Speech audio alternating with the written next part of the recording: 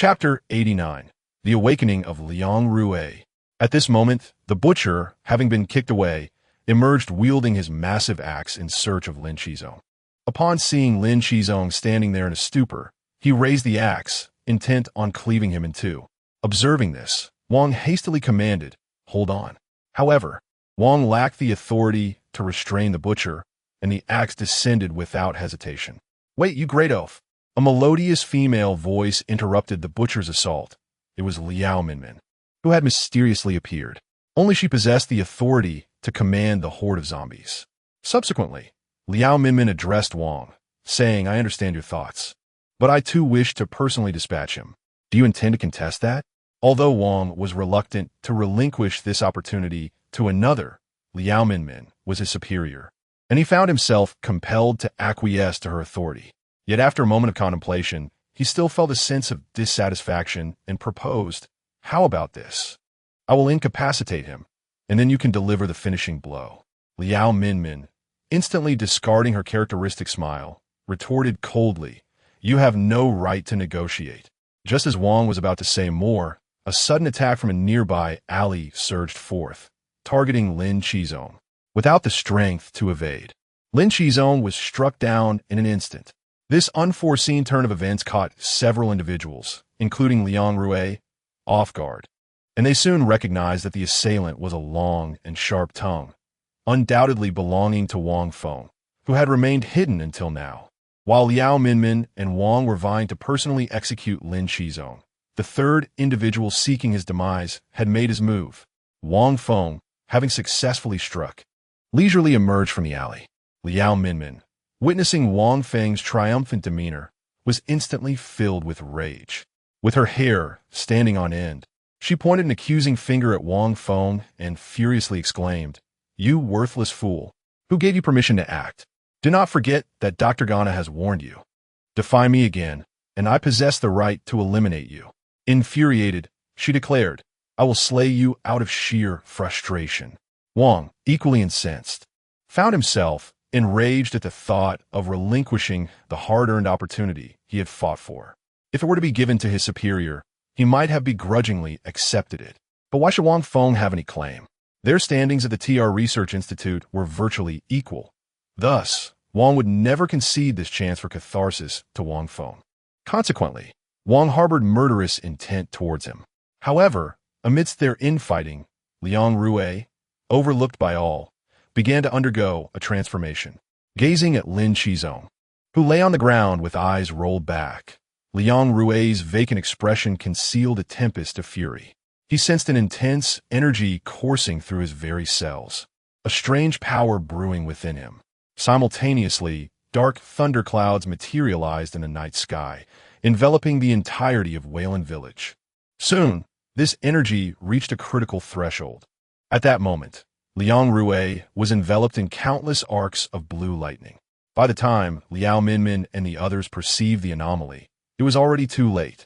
With a thunderous shout, Liang Rui, radiating blue light, summoned forth several resounding bolts of heavenly thunder. The members of the TR Research Institute were immediately struck with terror, and Liao Minmin, her face ashen, questioned in bewilderment, "What is happening?" The only response to her was the silhouette of Liang Rui gradually rising. At that moment, Liang Rui was intentionally and unintentionally exuding energy. Simultaneously, the heavenly thunder descending from the sky did not dissipate. Instead, it formed a thunderous cage around the ground. Liang Rui, fueled by boundless fury, officially launched his counterattack. Faced with the energy intertwined with murderous intent emanating from Liang Rui, the members of TR could not help but feel a chill run down their spines. After ensnaring a few of them, Liang Rui did not immediately strike, but instead anxiously checked on Lin Qizong's condition. Fortunately, Lin Qizong's chest still exhibited visible rises and falls, indicating he was at least still alive and in pain. Subsequently, Liang Rui extended a hand, crackling with arcs of electricity, towards Lin Qizong's chest.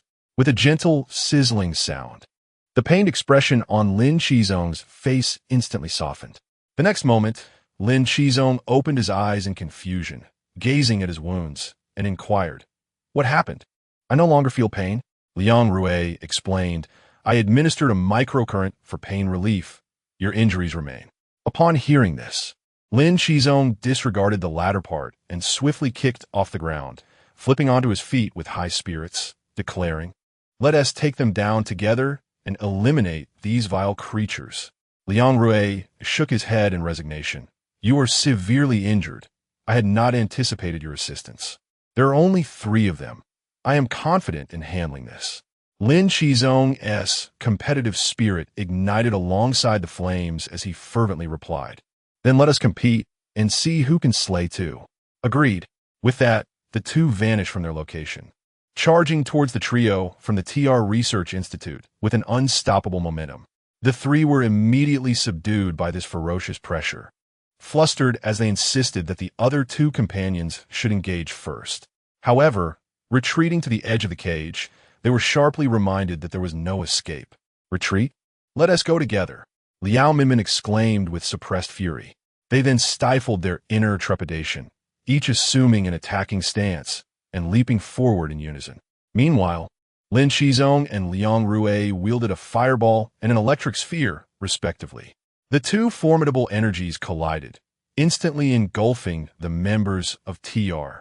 After a thunderous explosion, all 3 collapsed to the ground, writhing in agony, their bodies marred by burns from the intense heat. Seizing the moment, Lin and Liang pressed their advantage, launching a surprise assault upon landing, aiming to swiftly conclude the battle with close-range combat. Yet, the TR members did not surrender easily, enduring their excruciating pain to retaliate.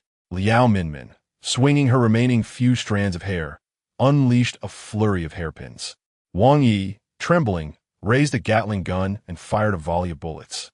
Although neither Lin nor Liang fell victim to the attacks, their advance was momentarily halted. Meanwhile, outside the thunderous cage, the butcher sensed Liao Minmin's injuries and impulsively moved forward to rescue her.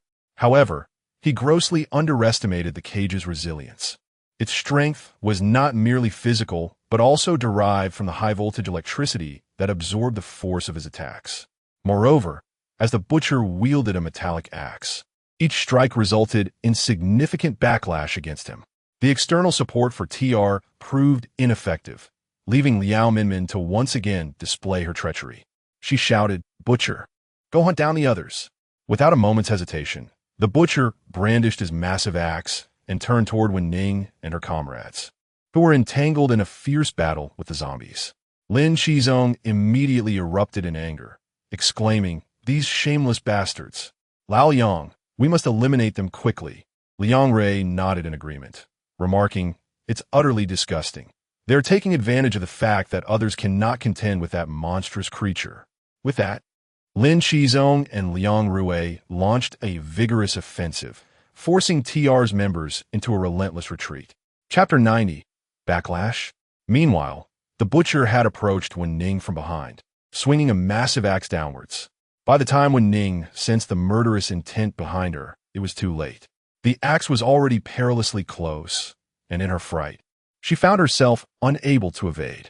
In the next moment, the heavy blow from the axe raised a thick cloud of dust. Just as everyone feared that Wen Ning had met with misfortune, the dust settled, revealing her absence. Sis Xiaoning, are you all right? I'm fine, Shunzi, thank you. That was close. It turned out that in the nick of time, the quick-witted Shunzi had leaped towards Wen Ning, pulling her out from beneath the blade of the axe. As the crowd exhaled in relief upon seeing Wen Ning safe, they redirected their firepower towards the suddenly menacing butcher. The ordinary zombies moved sluggishly, and, as long as they maintained a safe distance, they could avoid danger. However, if they did not quickly eliminate the butcher, they might have to sacrifice numerous comrades. Yet, despite the heavy ammunition expended, the butcher remained ferocious, as if bullets could not inflict harm upon him. With a furious roar, the butcher smashed through the entrance of the old residence with his axe, igniting Wen Ning's fury. Initially, she had intended to hold off the butcher until Lin Qizong could arrive for support, but now she was resolute in her vow to take down the butcher herself. Wen Ning then commanded, Do not waste any more bullets. They cannot kill it. We must find a way to trap it and prevent further destruction. The crowd, who had always regarded Wen Ning as the elder sister under Lin Qizong, heeded her words. They immediately ceased firing, engaging in a tactical maneuver against the butcher while deliberating their next steps. Seizing the opportunity while being pursued by the butcher, Lu Zi slid beneath the butcher's legs and reached Wen Ning, panting heavily. There's a deep pit by the village entrance. It was dug previously for defense against zombies, but the project was abandoned due to its daunting scale. Wen Ning recalled the pit. It was indeed part of a plan to excavate a series of trenches for a defensive system. However, the labor was too intensive, and several shovels had been broken in the process, leading to the project's eventual abandonment. All right, we will devise a way to lure it there. Wen Ning resolvet decisively. While it was easy to propose, executing the plan was fraught with difficulty. The camp's entrance was still inundated with zombies, their numbers terrifyingly overwhelming. The notion of crossing them unscathed seemed utterly fanciful. Yet, in critical moments, when Ning's mind remained clear and she swiftly devised a strategy, she instructed, "You all hold it off for now. I will go back and use the drone to draw the zombies away from the entrance." Before long, a drone, broadcasting from miles away, soared into the sky and glided outside the camp. The zombies instantly turned their attention, craning their necks to follow the drone, pushing out in a throng. Effective. But before the crowd could rejoice, the butcher let out a piercing howl, prompting all the zombies to turn back. The modified zombies from the TR laboratory possessed an uncanny ability to summon ordinary zombies, rendering the self-proclaimed king of zombies a mere farce. Consequently, the painstakingly devised plan was shattered by the butcher's roar. In this dire moment, the crowd once again found themselves engulfed in peril. "Sister Xiaoning, what shall we do?" Liusi lamented, his face etched with exhaustion. After a moment of contemplation, Wen Ning, troubled yet resolute, could not devise a feasible solution, unless they could somehow silence the butcher with poison. However, such a notion appeared utterly impractical, as the butcher had withstood no fewer than 20 or 30 bullets, sustaining injuries across various parts of his body, including his head, yet he remained largely unscathed. Gritting her teeth, Wen Ning declared with a fierce determination, "They are but a horde of mindless corpses. If worst comes to worst, I shall fight my way out. I will join you," Shunzi affirmed with unwavering resolve. "Then I shall go too. To hell with it. Let us fight." Faced with this life-or-death dilemma, not a single individual chose to retreat. Consequently, they split into two groups, one led by Shunzi and his sister tasked with distracting the butcher, while Tiniu and Wen Ning spearheaded a bloody path through the sea of corpses. Though both groups encountered considerable challenges, they managed to gradually lure the butcher away. Meanwhile, at the rear of the camp, in the vegetable garden, those who did not partake in the battle remained on edge, listening intently to the sounds of combat echoing from the front lines. Some began to grow restless.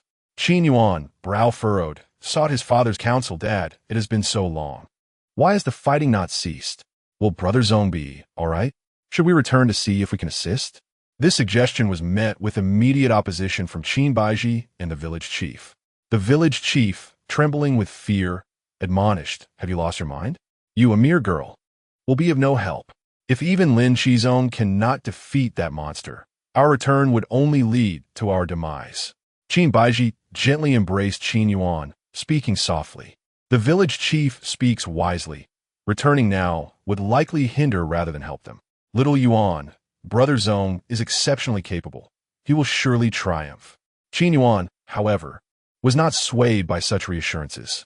He pushed Qin Baiji away, his irritation evident. "Dad, I am not a child. Please do not speak to me as if I were one. And village chief, is this gender discrimination? Why can both Sister Xiaoning and Brother Shunzi fight on the front lines, while I must cower at the back? Am I any less capable than they?" Qin Yuan's impassioned words left the village chief and Qin Baiji momentarily speechless, unable to find a response. Observing the indecision of the two men before him, Qin Yuan, in a fit of determination, declared, "You two may stay here. I am capable of contributing to the team." With that, he dashed toward the front lines. "Little Yuan," Qin Baiji exclaimed in alarm, quickly giving chase. Returning to Lin Qizong's side, he, alongside Liang Rue, who had awakened his bloodline abilities, effortlessly overwhelmed Liao Minmin and her companions. The only advantage that zombies like Wang Feng possessed was their resilience and regenerative capabilities. Yet, in the face of evolved beings who had awakened their powers, such advantages paled in comparison. Only Liao Minmin, also an evolver, could barely withstand the fierce onslaught of Lin Liang and his companion. However, her situation was equally dire.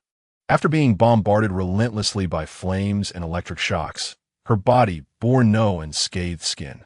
Having narrowly escaped from the hydropower station last time, even with the regenerative abilities of an evolver and Dr. Gana's biotechnological advancements, it took her several days to regenerate new skin. Today's ordeal far surpassed that harrowing experience. Yet, Liao Minmin could hardly afford to dwell on such thoughts. The stark contrast between this defeat and her pre-departure aspirations left her with a singular desire to survive and escape. In the next moment, as Lin Qizong, who believed victory was assured, prepared to deliver a decisive blow to annihilate Liao Minmin and her companions, he was suddenly struck by excruciating pain in his chest. Instinctively, Lin Qizong bent over, clutching the wound on his chest, and spat out a mouthful of blood with a violent gasp. Liang Rui quickly realized what had transpired. The effects of the electromagnetic analgesia had worn off. Lin Qizong's body began to retaliate, and the pain from all his wounds surged forth in an overwhelming wave. Chapter 91. Liao Minmin's eel armor. Liang Rui hastily supported Lin Qizong, saying, "You should rest for a moment. I will swiftly deal with them. This match will be disregarded." Lin Qizong, his eyes filled with reluctance, grasped Liang Rui's hand, wishing to say something but unable to utter a sound, resigned to Liang Rui's arrangements. Liao Minmin immediately sensed the opportunity, her face contorting into a sinister smile as she declared, "One down. Let's all attack together. 3 against 1. I refuse to believe we cannot prevail."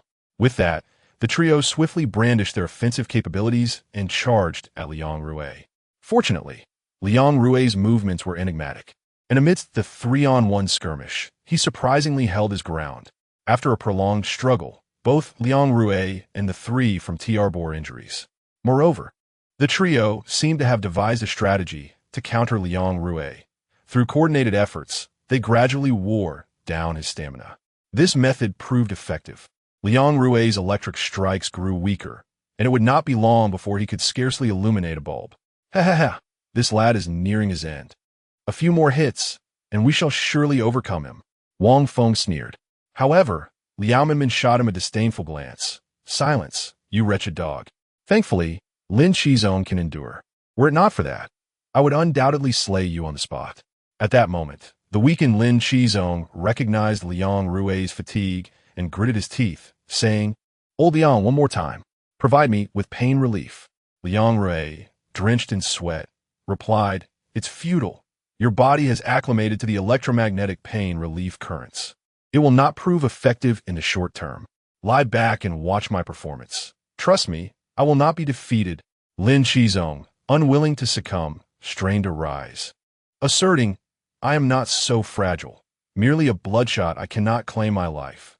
With that, Lin Qizong, amidst the astonished gazes of the others, wobbled to his feet. Liao Minmin and her companions were both astonished and thrilled.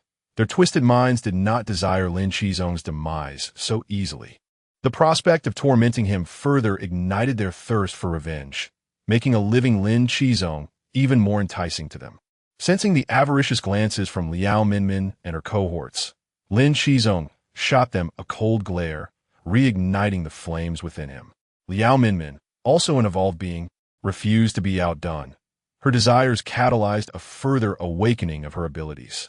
Her hair expanded like tendrils, gradually enveloping her form. Minutes later, only her mouth, adorned with a wicked smile, remained visible, while the rest of her body was shrouded in a dark, eel-like suit forged from her hair. At first glance, it resembled an eel, though her eyes were obscured by the dark mane. Beneath that veil undoubtedly lay a pair of greedy and frenzied eyes. "Come now, Lin Qizong.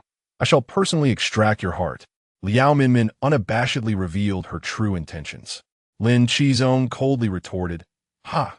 You are indeed becoming increasingly repugnant." In an instant, Liao Minmin's smile froze, and with a powerful leap, she surged towards Lin Qizong, her speed significantly enhanced by the eel armor. In less than half a breath, Liao Minmin lunged toward Lin Qizong, delivering a swift kick aimed directly at his face. Surprised by Liao Minmin's agility, Lin Qizong hastily raised his hand to block the strike. Although he managed to protect his face, he underestimated Liao Minmin's strength and was forcefully pushed back several steps. Before Lin Qizong could even recover from the numbing impact on his arm, Liao Minmin charged at him again, this time with her fists. Confronting her with his own fiery right fist, Lin Qizong felt no fear towards a female opponent. As their fists collided, Liao Minmin, as expected, found herself at a disadvantage and was forced to retreat. However, in a peculiar turn of events, as she fell back, her hair, which had been weaponized, suddenly unfurled and transformed into sharp tendrils that ensnared Lin Qizong's right fist. In a moment of alarm, Lin Qizong realized he had been deceived. Utilizing the grip of her hair, Liao Minmin deftly dissipated the impact, then quickly retracted her hair, pulling herself towards him. In the blink of an eye, her other hand's hair also reformed, manifesting a spear made of dark strands. With the spear poised to pierce him, Lin Qizong desperately ignited a fiery shield across his chest. The clash between spear and shield produced a gust of wind, yet the intangible flames failed to completely withstand the spear's thrust. Lin Qizong was subsequently propelled backward. Fortunately, the spear's tip had been singed away by the flames. Otherwise, his heart would have been pierced.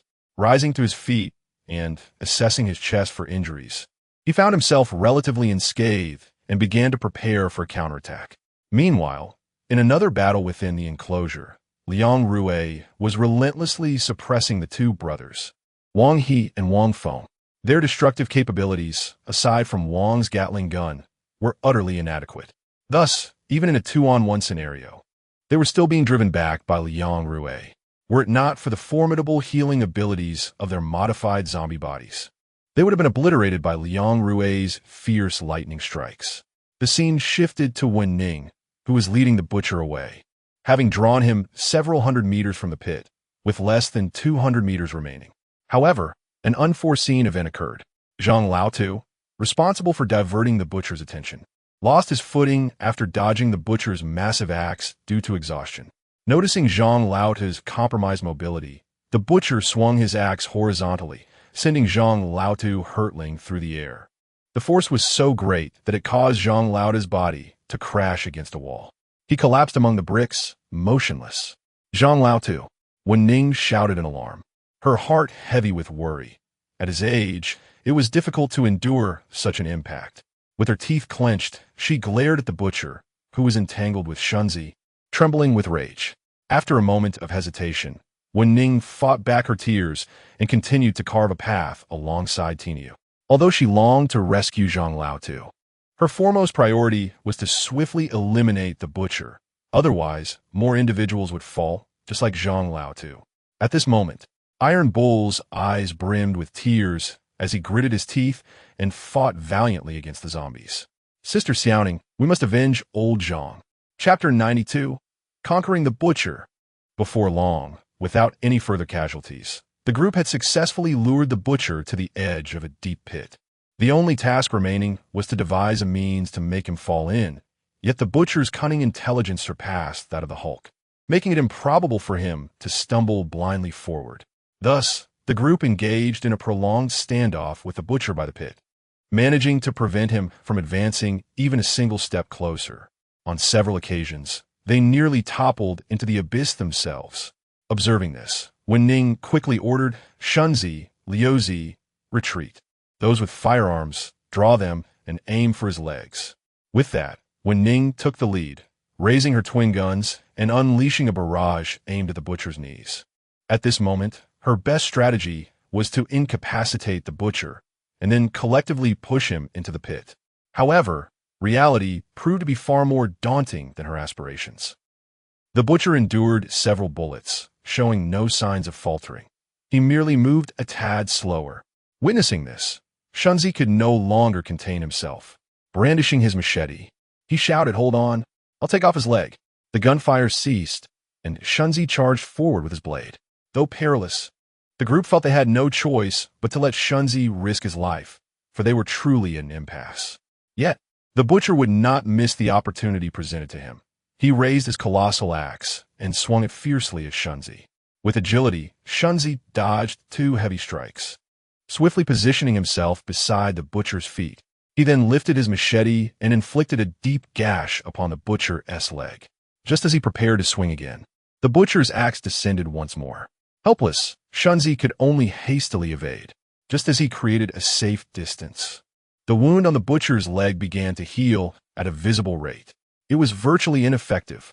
The morale of the group began to waver once more, as a shadow of despair crept in. This monster was beyond the capabilities of mere mortals. Seeing the spirits of her comrades droop, Wen Ning rallied them, saying, "Do not appear so defeated. We have not lost yet. Everyone, muster your courage. Should every task be left to Brother Zone? Do not underestimate yourselves. We can defeat this monstrous foe." Her words rekindled a spark of determination in the group, reigniting their fighting spirit. Indeed, Brother Zone was already overwhelmed. It was high time they shared the burden. "I'm not down yet. Why contemplate surrender? Let us unite our efforts. Victory shall be ours." Amidst the rallying cries, Liuzi noticed a cable dangling to the ground, and an idea struck him. "Sister Ning, I have a plan," he exclaimed, his eyes lighting up with inspiration. If they could not fell the butcher, then they would trip him. Given the prolonged blackout worldwide, the high-voltage cable could be removed safely.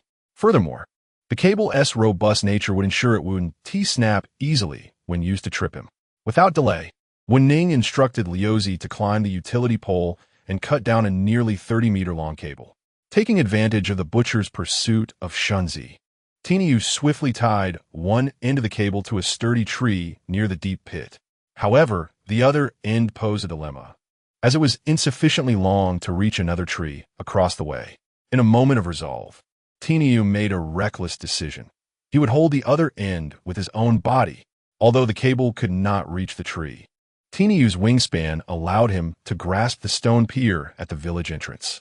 Despite Wen Ning's lingering concern for Tinyu's safety, she understood that they must achieve victory at the minimal cost possible. With the cable secured, the next step was to provoke the butcher. Earlier in their encounters, Wen Ning had discerned that the butcher had a particular aversion to attacks on its grotesque face.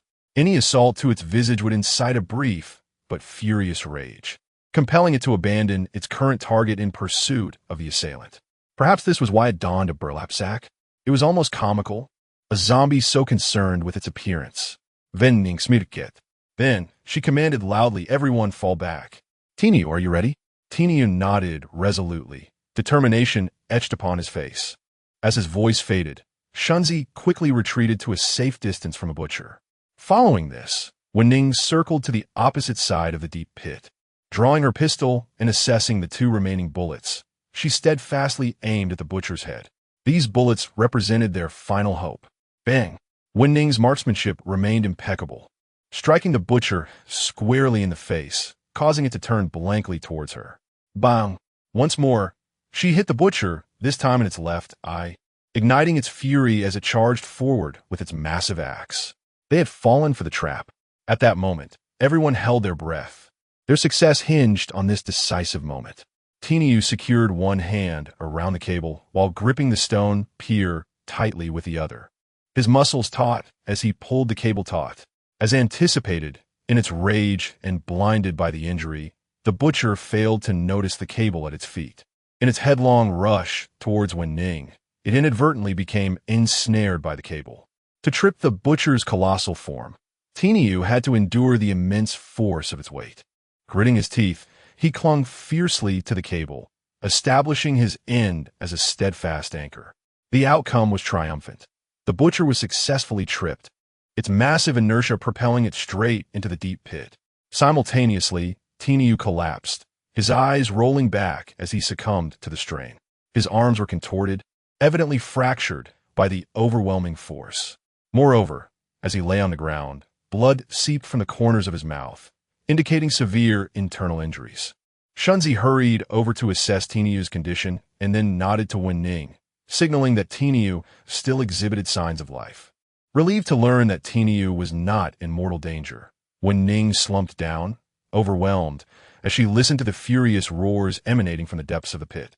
Murmuring in a daze, "Have we won?" The group was taken aback by the outcome. They had never imagined they could vanquish such a terrifying creature through their own strength. Suddenly, cheers erupted. After a few breaths, Wen Ning stood up and exclaimed, "Now is not the time for celebration. Let us not forget that our leader is still fighting for his life." Instantly, the crowd fell silent, and after barely catching their breath, they prepared to charge back in support. Wen Ning instructed the Shunlu siblings, "Liu Zai, you carry Tainyo back. Rest assured, we shall pave the way for you." Shunzi, upon returning to the camp, head to the old residence and deploy the drone to divert the other zombies. "Take it slow. It was damaged by the Whisper previously and is not functioning well." With that, the group resolutely fought their way through the horde of zombies back to the camp, leaving the butcher to roar incessantly in a 6-meter deep pit. Along the way, they relentlessly cut through the undead and even brought back the critically wounded old Zhang. Regardless of life or death, they were determined to return together, whole and united. Chapter 93. This time, it's my turn to protect you. On the main battlefield, with the majority of the zombies lured away from the camp by Wen Ning and others, the returning father-daughter duo of Qin Baiji exhibited newfound audacity. They boldly picked up stones to hurl at the enemies trapped in the cage. Wang, already being subdued by Liang Rue, found himself vexed with no outlet for his pent-up frustration. Irritated, he immediately unleashed a barrage of bullets toward the pair. Fortunately, Liang Rue's Thunder Prison possessed an adhesive quality that significantly slowed the bullets, allowing the duo to narrowly evade them. Breathless from his tussle with Liao Minmin, Lin Qizong urgently shouted, "Dr. Qin, you must leave at once. This is beyond your capability." Liao Minmin, wiping the blood from the corner of her mouth, retorted with a cold laugh, "You still have the energy to concern yourself with others? It seems I must intensify my efforts. Don't worry. I will soon be sending you on your way, followed by your dear brother to accompany you, and finally, I shall capture this father-daughter pair as hostages. You will all lose, ha ha ha ha." Despite being on the brink of exhaustion, Lin Qizong disdainfully responded, "You slippery creature, your fantasies are rather ambitious. Are you dreaming?" With that, he channeled the remaining flickers of flame into his hand, preparing to unleash a fiery punch. Liao Minmin, momentarily stunned, sneered in reply, "I shall sew your mouth shut." Subsequently, she assumed an aggressive stance, her hands morphing into 2 crescent-shaped blades, crossing them over her chest before lunging toward Lin Qizong. Meanwhile, Liang Rue, while engaged with the 2 monstrous foes, found their regenerative abilities overwhelmingly formidable. Coupled with the diminishing strength of his own powers, he realized that continuing in this manner would only lead to his utter exhaustion at their hands. Gritting his teeth, Liang Rue resolved to execute his final move. Just as Lin Qizong managed to shake off Liao Minmin's grip and send her flying with a kick, Liang Rue seized the opportunity, letting out a mighty roar as he slowly raised his hands. In the next instant, bolts of lightning began to strike down from above the cage, targeting Liao Minmin and her companions. The speed of the lightning was astonishing, leaving the group no time to evade. They were struck with a violent force that, while not lethal, left their bodies singed and numb, severely hampering their movement. Seeing this, Lin Qizong prepared to advance and finish them off. But Liang Rue held out a hand to stop him. "It's not over yet," he declared, as his words echoed. The high-voltage electricity that formed the cage began to seep into Liang Rue's body. In a mere breath, the cage vanished, transforming entirely into energy that surged into him. Now, Liang Rue's body shimmered with a radiant glow, his eyes shining with blinding white light. Without a moment's hesitation, as the energy charged, he widened his eyes and unleashed 2 devastating lightning beams reminiscent of the Kryptonian powers from the United States. Lin Qizong, sensing the destructive energy of these beams, understood that if struck, the outcome would be either fatal or severely crippling. However, at the moment the rays were fired, Liao Minmin, protected by her mud eel battle suit, regained her composure. Instantly, she took off running, seeking shelter in a nearby building. Observing this, Lin Qizong hastened to pursue her. To prevent the Qin family from being taken hostage, The two transformed zombies, still in a daze, were not so fortunate. First, one was struck by a ray, and in that instant his body was shattered by a powerful electric current, his head blown off, leaving only a smoking Gatling gun barrel behind. Wang Feng, however, experienced a slight stroke of luck. The energy consumption of the lightning ray had been so great that when it grazed his abdomen, it lacked the power to continue.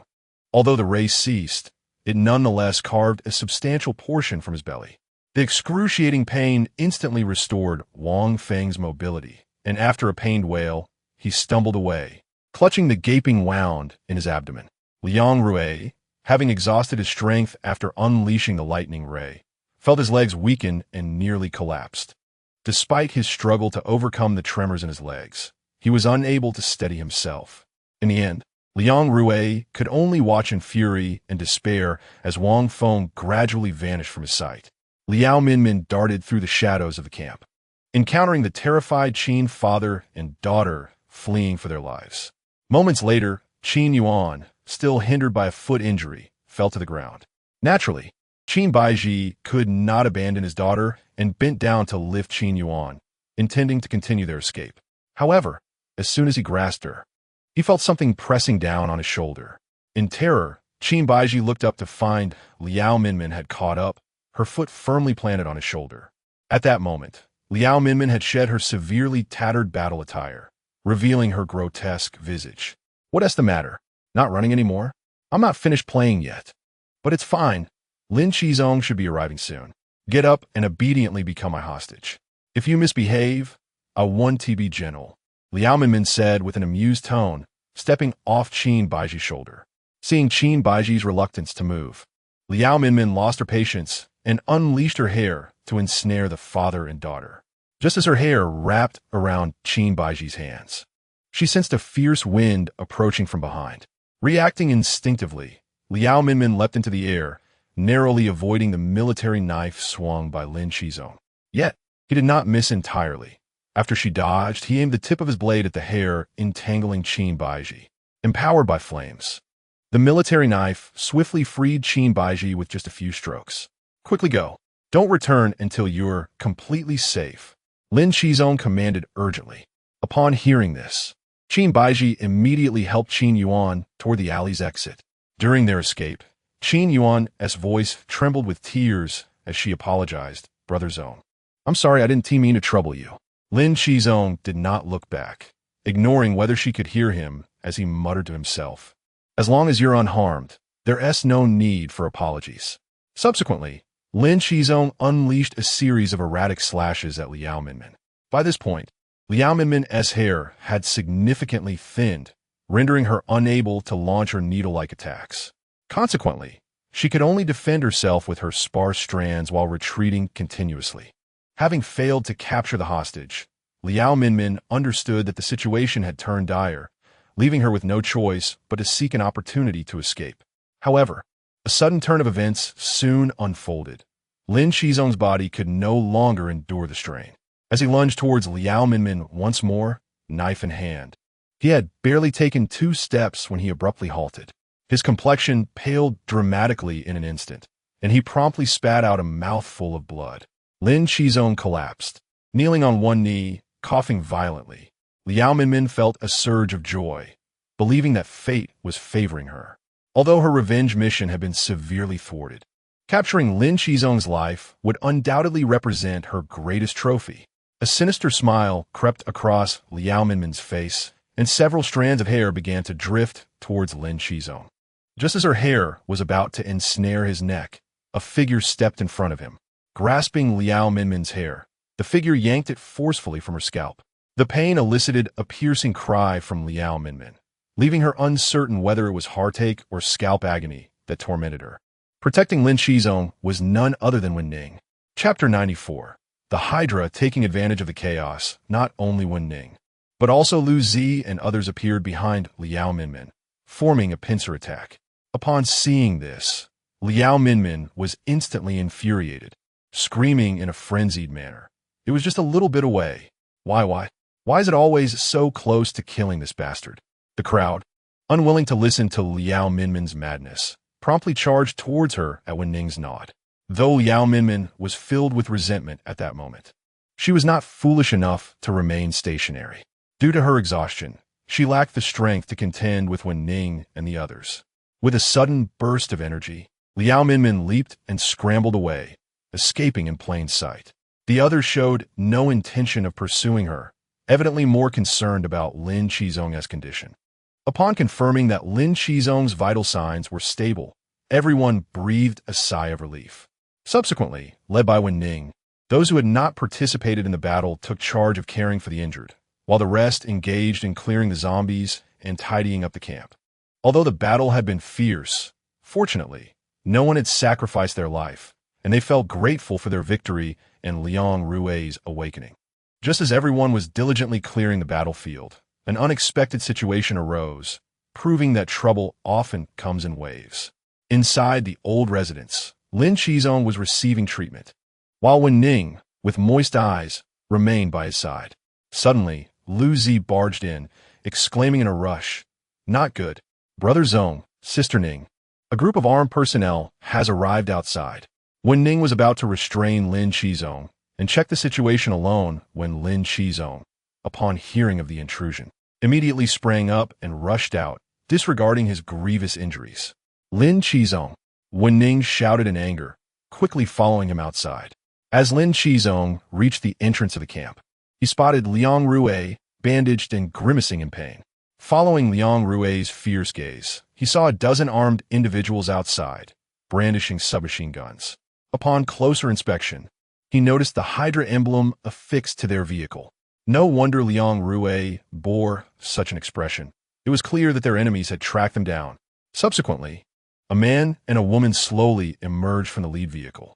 The man was none other than the Viper he had encountered before, while the woman, with her serpentine figure and an icy demeanor, was Bamboo Leaf Green, a core member of the Hydra, having just emerged from a fierce battle. Lin Qizong now faced two formidable foes. The members of the Snoopy group were all furrowing their brows in concern. The first to break the silence was the Viper, who wore a pale, cold smile. "I knew you were hiding here. My instincts have never betrayed me." Liang Rui immediately attempted to charge out to confront the Viper, but Lin Qizong restrained him. Seeing Lin Qizong's grave expression, Liang Rui had no choice but to calm himself. The Viper then turned his attention to Lin Qizong. "You are also quite dishonest. If it weren't for the chaos you just caused, I wouldn't have found you so quickly." Originally, the members of Hydra were drawn to this grand battle. At that moment, Lin Qizong boldly spoke. "What do you intend to do then?" Upon hearing this, the gaze of the Viper turned icy cold. Just as he was about to respond, he was preempted by the Bamboo Leaf Green, who interjected with a mocking tone. "Ah, little brother, you truly possess a spirit of courage. We have no particular intentions. We are not unreasonable individuals. Our leader has decreed that we may spare this escaped convict, but under certain conditions." Bamboo Leaf Green paused deliberately to pique the interest of the onlookers. Seeing the puzzled expressions on the faces of the Snoopy group, he continued with satisfaction. "In watching, the existence of other factions is permitted.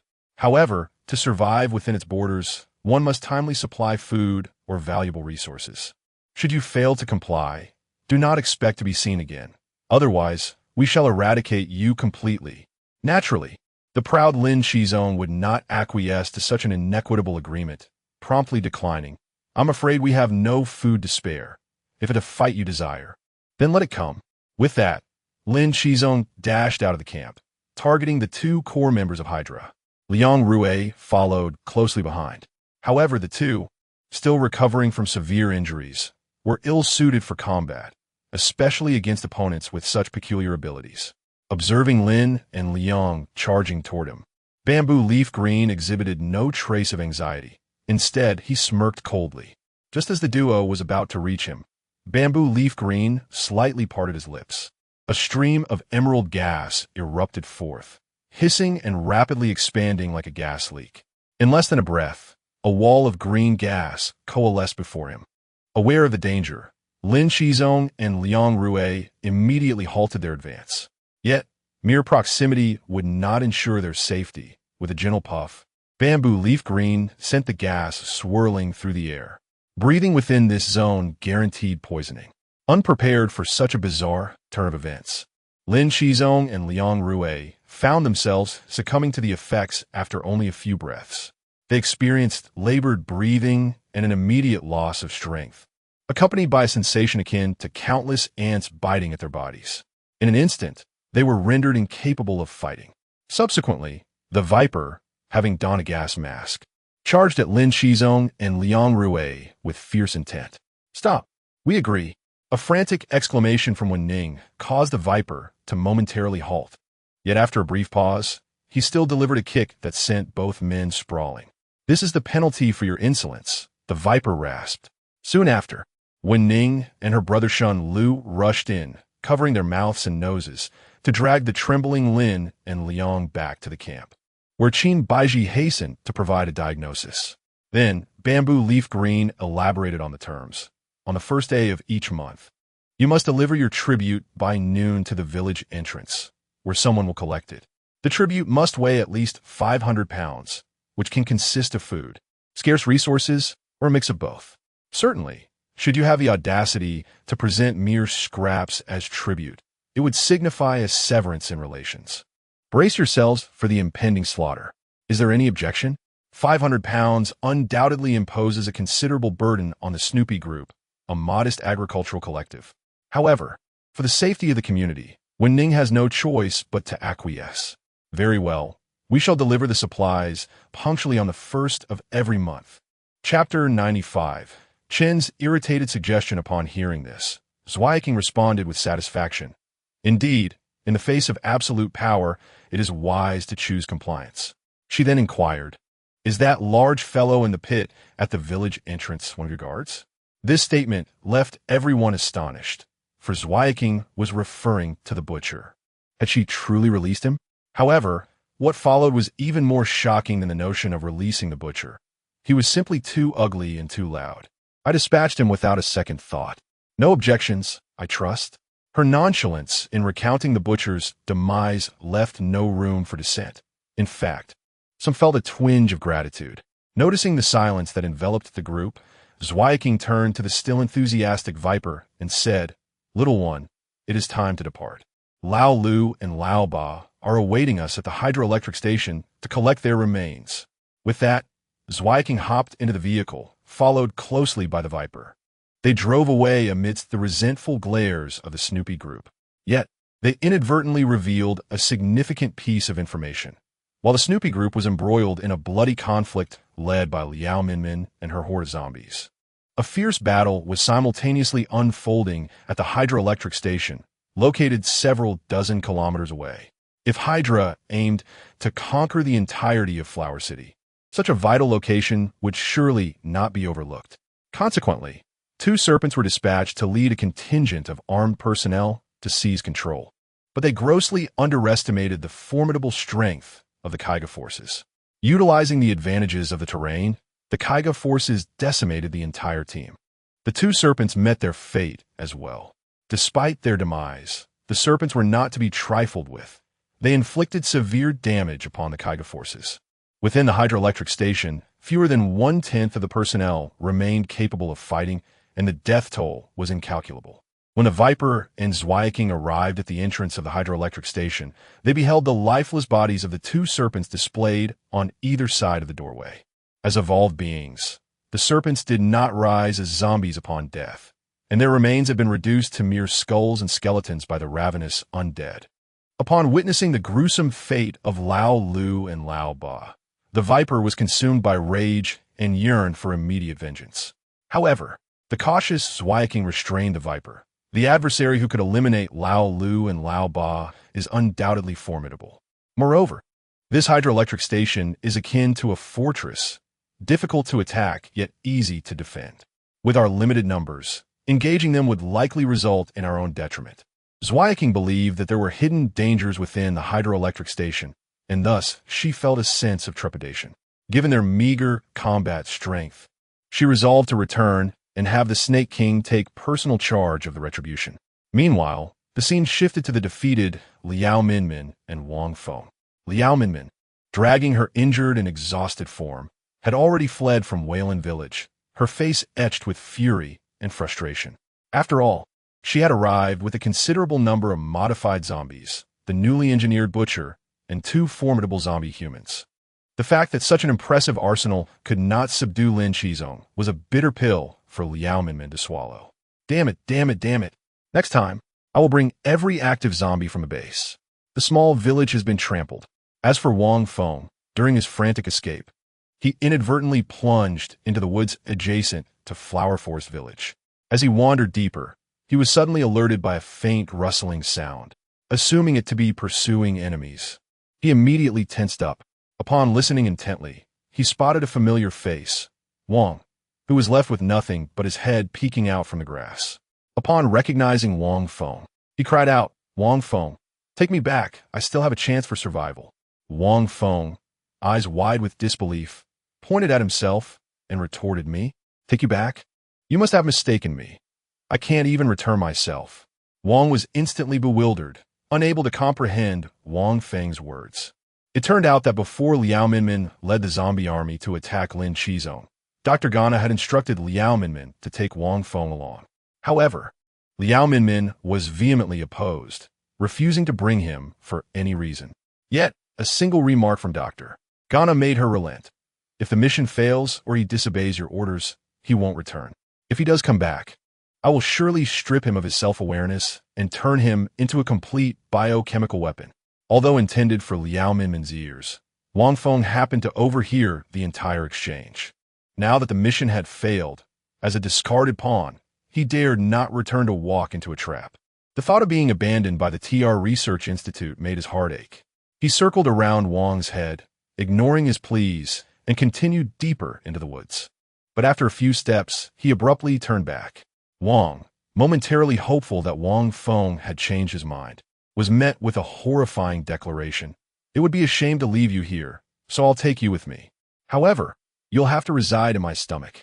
With that, the woods echoed with Wang's anguished screams.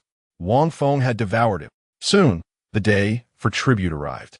Lin Qizong, filled with resentment, personally led the team to deliver 500 pounds of vegetables and meat to the village entrance. Although the Snoopy group could sustain some food production through farming and livestock, it barely managed to maintain self-sufficiency, let alone produce an additional 500 pounds each month. Thus, this 500 pounds was cobbled together from everyone's frugal contributions, supplemented by the stock in Lin Qizong's cold storage. However, the representative from Hydra was merely a squad leader, which left a bitter taste in everyone's mouths. Quite punctual, the little dog group, the squad leader's words dripped with sarcasm.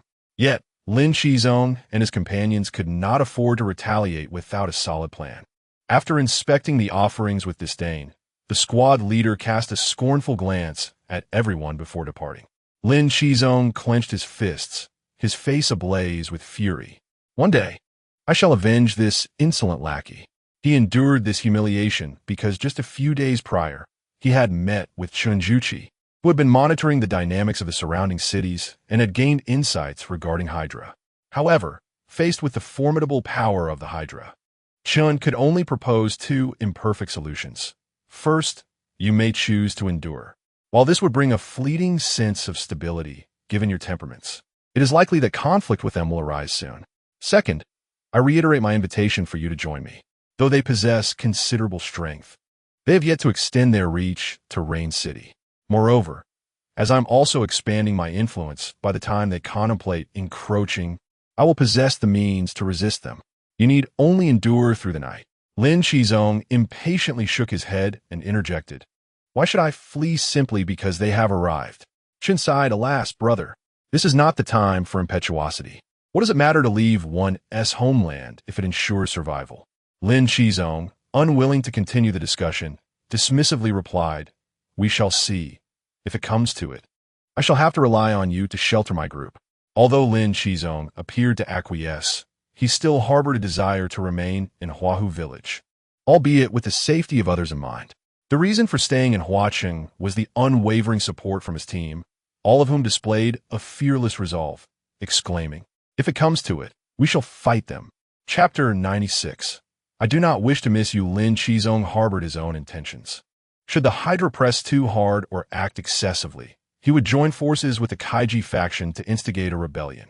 After all, Kaiji was also a victim of oppression, and given that the Hydra power station had previously been attacked by the Hydra, Kaiji would undoubtedly be unwilling to refuse assistance.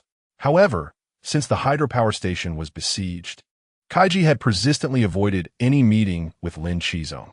It remained uncertain whether he had succumbed to despondency or had severed all diplomatic ties due to significant losses. Helpless, Lin Qizong could only endure in silence while awaiting a response from the hydropower station. Yet, an unexpected turn of events occurred. The hydropower station fell into enemy hands. The Kaiji faction's members either perished in battle or were taken captive. Consequently, the station came under the management of the notorious Viper and his brother, Pike. During this tumultuous period, the entire Flower City was engulfed in unrest, with Hydra's sweeping presence evident everywhere. Wherever they went, there were only two outcomes: submission to the Hydra or utter annihilation. In less than a month, the Hydra had conquered nearly 80% of Flower City, effectively bringing it under their control. This situation even alarmed the government. Within the confines of the Stability Army's base, Shaoli gazed at a table laden with incriminating photographs of the Hydra's atrocities, resting her chin in her hand as she questioned the man clad in camouflage. "Commander, shall we simply allow this group to pillage and murder? It seems to be disrupting the equilibrium of the region." The commander, with a grave countenance, replied, "Allow? A single spark can ignite a prairie fire. I shall not permit this grotesque force to grow into a formidable entity that poses a challenge to us all. Unfortunately, our main combat forces are currently preoccupied with striking the TR Research Institute. Once we have a bit more manpower at our disposal, we shall eradicate this malignant tumor." Shaoli slowly turned her gaze out the window, her expression vacant as she murmured, "When will we have spare personnel? I wonder if Lin Qizong can hold on." Upon hearing Lin Qizong's name, the commander's eyes glimmered with interest as he interjected, "Are you referring to that young man who plays with fire? You know him, Commander?" Shaoli asked, astonished. The commander replied thoughtfully, "I have been observing him for some time. He possesses innate abilities and a magnetic personality. He is a promising individual, and we must seize the opportunity to cultivate him." Shaoli, elated by the commander's intention to recruit Lin Qizong, eagerly declared, "Wonderful. Leave this to me. I will bring him in, even if I have to kidnap him." The commander grimaced, disdain evident on his face. "There is no need for abduction. We have always respected the freedom of choice of others. Now, cease dwelling on this matter and focus on resolving the red coat situation first." Shaoli pouted in annoyance, so troublesome. "I must go seek out that hideous creature again." Oomph. The scene shifted to the Hydra Community Prison, where the significantly diminished Kaiji received the same treatment as Liang Rue did initially, an independent suite. Although Kaiji had transformed the Hydra into a seven-headed serpent, the reluctant Serpent King could not bring himself to execute Kaiji. Cage's submission was sought after, if he were willing to bow in allegiance. The Serpent King would elevate him to a core member of the Hydra, filling the vacant position. Yet, Cage was not one to dwell beneath others. Despite enduring relentless torment, he exhibited no sign of submission. It was precisely this indomitable spirit that piqued the Serpent King's interest and awakened a perverse desire for conquest within him. "Cage, would you care for a drink?" The Serpent King, cloaked in his dark robe, sipped wine before Cage's iron cage, his visage obscured by the dim light. However, the glinting, slitted pupils in the darkness resembled those of a venomous serpent.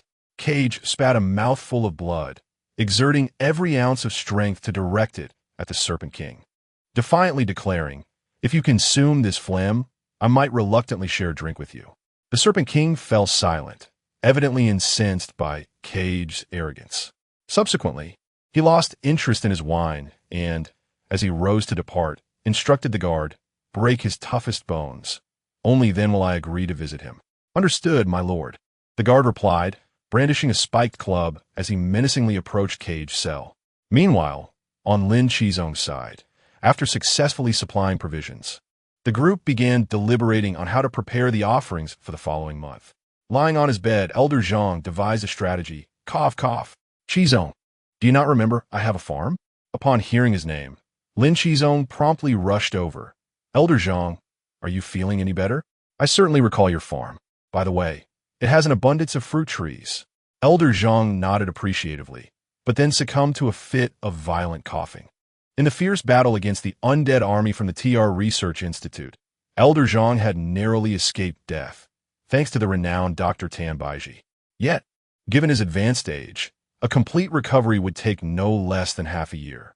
With Elder Zhang's guidance, Lin Qizong resolved to venture to the farm under the cover of night to harvest fruit for sustenance and select a few saplings for planting at the camp. That night, the expedition to the farm consisted solely of Lin Qizong and Wen Ning. Although Yang Rui and others wished to join, Lin Qizong declined, citing the need for strong guardians at the camp. Subsequently, the Liu siblings expressed their desire to accompany them, yet were similarly rebuffed. The group, puzzled, speculated that Lin Qizong intended to embark on a romantic escapade with Wen Ning under the guise of a mission. Observing their mischievous expressions, Lin Qizong's face flushed crimson, and he hastily retorted, "How is it that you all managed to synchronize your lewdness? There's a reason I'm only bringing Wen Ning." Liuzi patted Lin Qizong's shoulder, teasingly responding, "Boss, I get it. After all, we are all men." As Liuzi continued to raise his eyebrows suggestively, Lin Qizong, flustered with indignation, delivered 2 swift strikes to Liuzi's head, explaining, "You understand nothing. What I meant to say is that we may very well be under constant surveillance by the Hydra. Thus, if we deploy too many people, it is highly likely to attract the attention of the opposing side. Our greatest fear is that our secret garden may be confiscated." The group immediately expressed their understanding and refrained from insisting on a collective outing. In the car, the atmosphere between the two individuals, finally alone together, began to feel rather peculiar. Both had remained single since birth, utterly oblivious to the nuances of romance, let alone how to alleviate the awkwardness. After a prolonged silence, Lin Qizong mustered his courage to break the tension, stammering, Xiaoning, what I said that day was heartfelt." Wen Ning blushed and smiled widely, feigning ignorance as she inquired, "You said many things that day. Which of them was sincere?" Lin Qizong's ears flushed with warmth. After a deep breath, he gazed at her with tenderness and declared, "Xiaoning, I like you, and I do not wish to miss the chance to be with you. I know I am." Before Lin Qizong could finish, he felt a weight on his right shoulder. It was Wen Ning resting her head against him. In that instant, his mind went blank, and the manual truck stalled due to his clumsy handling. Time seemed to stand still, until Wen Ning's response gently brought him back to reality. "Fool, I have finally awaited your words." Subsequently, Wen Ning took hold of Lin Qizong's hand, their fingers intertwining. In that moment, Lin Qizong felt an unprecedented strength, resolved to ensure that Wen Ning would never feel wronged. Chapter 97. The sadness and joy of humanity are not interconnected soon. The pickup truck rolled into the farm of the old Zhang. Situated at the edge of the city, this place was rather desolate, and thus the entire farm remained largely unchanged since Lin Qizong and his companions had departed.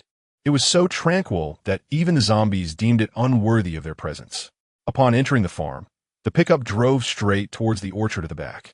Although winter still lingered, Huacheng and its surrounding cities enjoyed a temperate climate year-round, allowing an abundance of edible fruit to remain on the trees and the ground.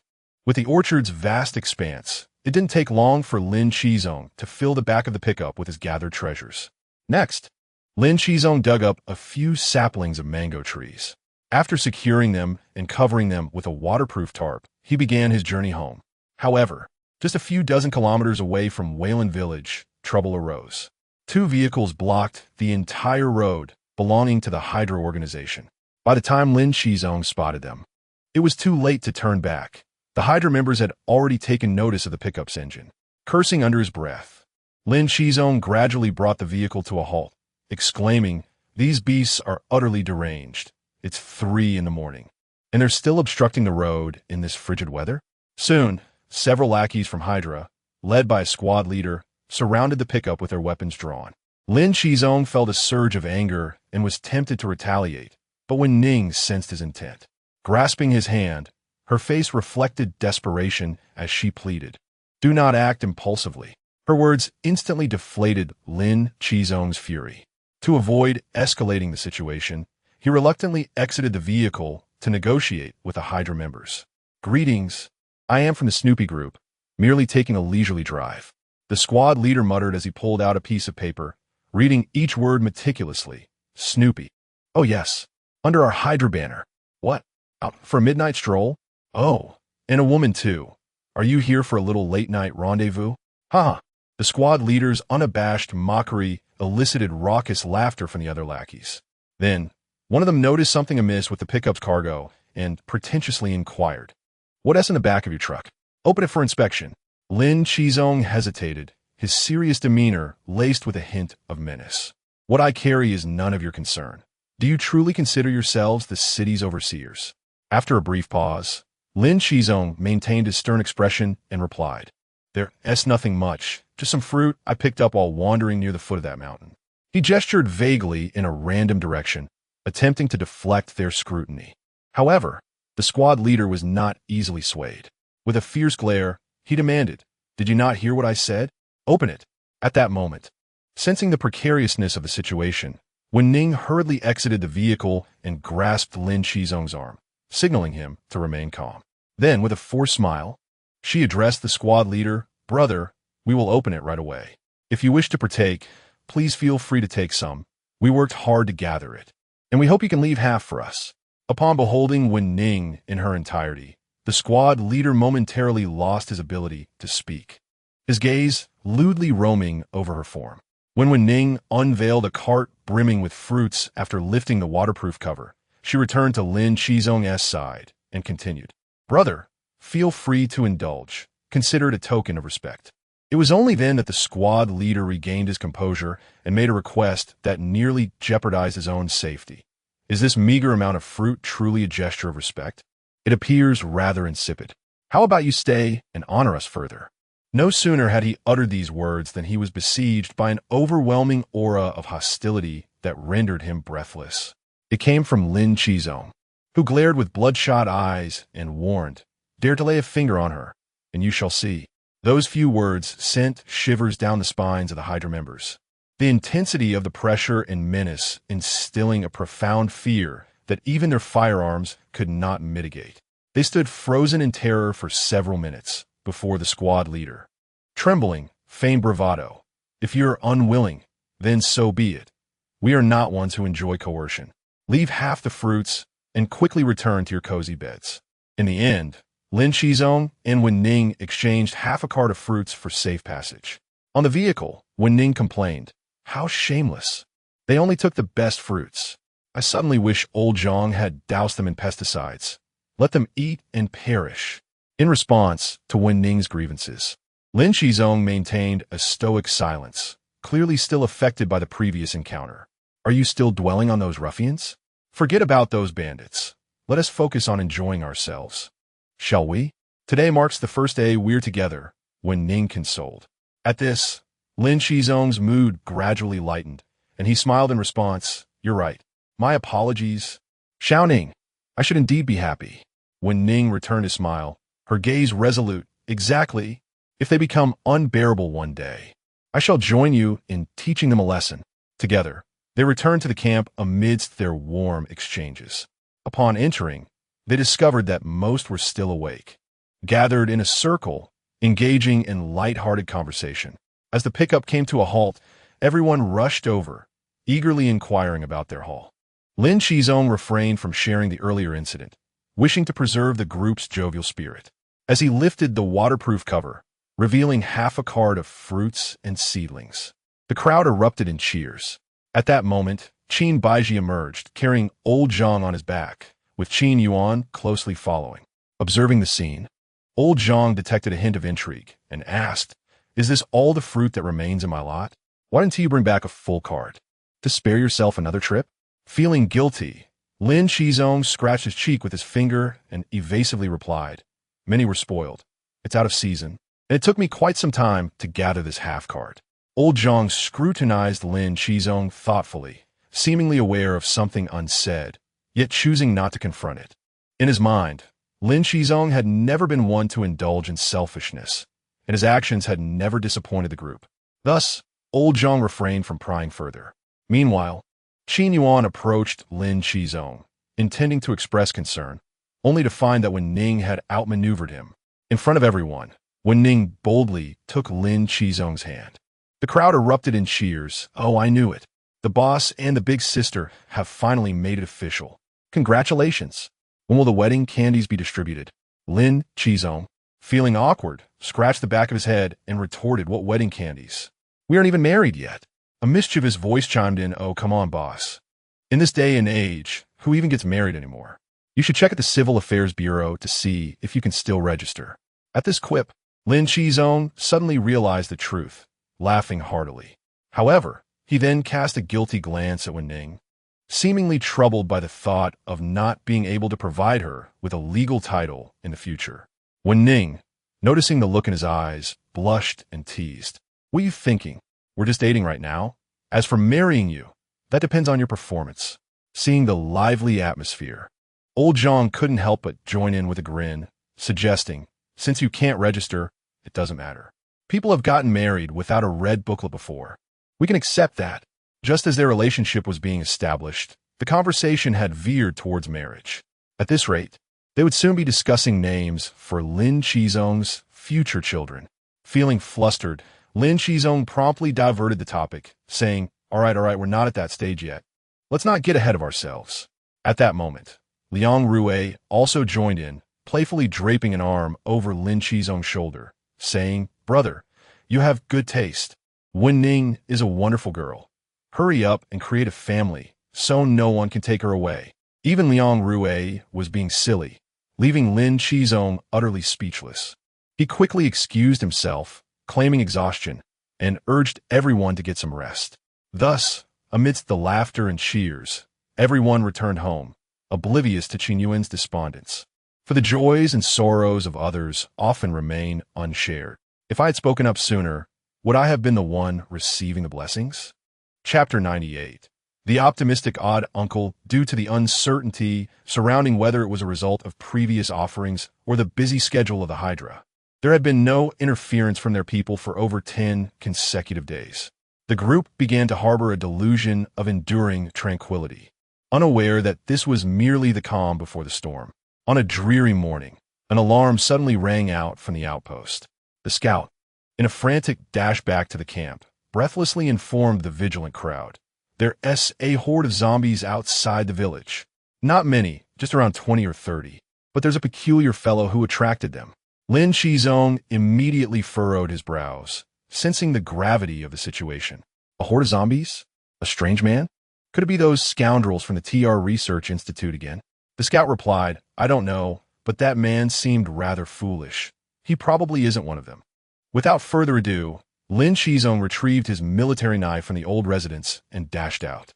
Liang Rui, after calming the anxious Qing, followed closely in Lin Qizong's footsteps towards the village entrance. Upon reaching the village entrance first, Lin Qizong's gaze fell upon a middle-aged man clad in a khaki suit, sprinting towards him while dragging a suitcase. Trailing behind the man was a horde of decaying zombies. After observing for a moment, Lin Qizong could ascertain that this was unrelated to the TR Research Institute. The horde contained no unusual zombies, and the man did not exude any menacing aura. A mere 20 or 30 ordinary zombies posed no threat to Lin Qizong. However, exercising caution, he intended to stop the man, who had managed to distance himself from the zombies. As the man spotted Lin Qizong blocking the path, he shouted excitedly, "Hurry, run! The zombies are coming!"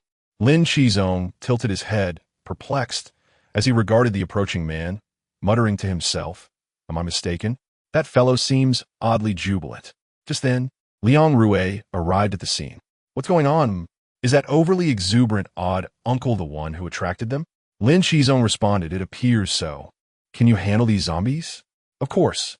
That odd uncle is your responsibility," Liang Rui declared, releasing arcs of electricity from his body as he launched himself towards the horde, disregarding the peculiar man entirely. As the odd uncle paused, confused by Liang Rui's assault on the zombies, Lin Qizong silently approached him. "Hey, who are you?" Startled by Lin Qizong's sudden appearance, the odd uncle regained his exuberance and replied, "Me? I'm Lu Fugui. A glimmer of menace flashed in Lin Qizong's eyes as he pressed on. I mean, what is your purpose in bringing zombies to my territory? Lu Fugui, taken aback by Lin Qizong's imposing demeanor, hastily explained, it's not what you think. I didn't mean to. I was just chased here by them. I'll leave right away. Please don't hold it against me. Lin Qizong maintained his cold demeanor.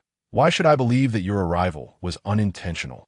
After speaking, Lin Qizong cast a glance at Liang Rue, who had just dealt with the zombies and was slowly returning, and continued to address Lu Fugui. Come with me. In the camp, Lu Fugui squatted on the ground, clutching a suitcase, surrounded by the members of the Snoopy group, who formed a vigilant circle around him. Under their watchful eyes, Lu Fugui wore a constant smile, fearful that any sign of disrespect might result in a beating. At this moment, Lin Qizong approached Lu Fugui, adopting a superior stance, and inquired, I will ask you once more, what exactly are your intentions? Although Lu Fugui felt a sense of trepidation, his brows remained animated. Bro. Everyone, I swear, I was inadvertently chased here by zombies. Please believe me. Lin Qizong scrutinized the fervent expression in Lu Fugui's eyes, which did not seem to convey deceit, leaving him in a state of indecision. In these tumultuous times, every suspicious character warranted careful consideration. Yet, it was unjust to harm the innocent. Thus, Lin Qizong found himself troubled, uncertain of how to handle Lu Fugui. Observing Lin Qizong's internal conflict, Wen Ning sought the group's opinions on how to deal with Lu Fugui. After a moment of contemplation, they concluded that Lu Fugui should be imprisoned. Should he prove innocent after a period of confinement, they would welcome him into their ranks. However, Lu Fugui was the first to voice his dissent, which only deepened their suspicions of him. He then elaborated, while joining your family seems wonderful, I have compelling reasons to leave. In fact, I cannot afford to halt my journey. Lin Qizong furrowed his brow and retorted, You have caused us trouble. On what grounds do you believe you have a right to choose? Lu Fugui did not respond immediately. Instead, he opened his suitcase.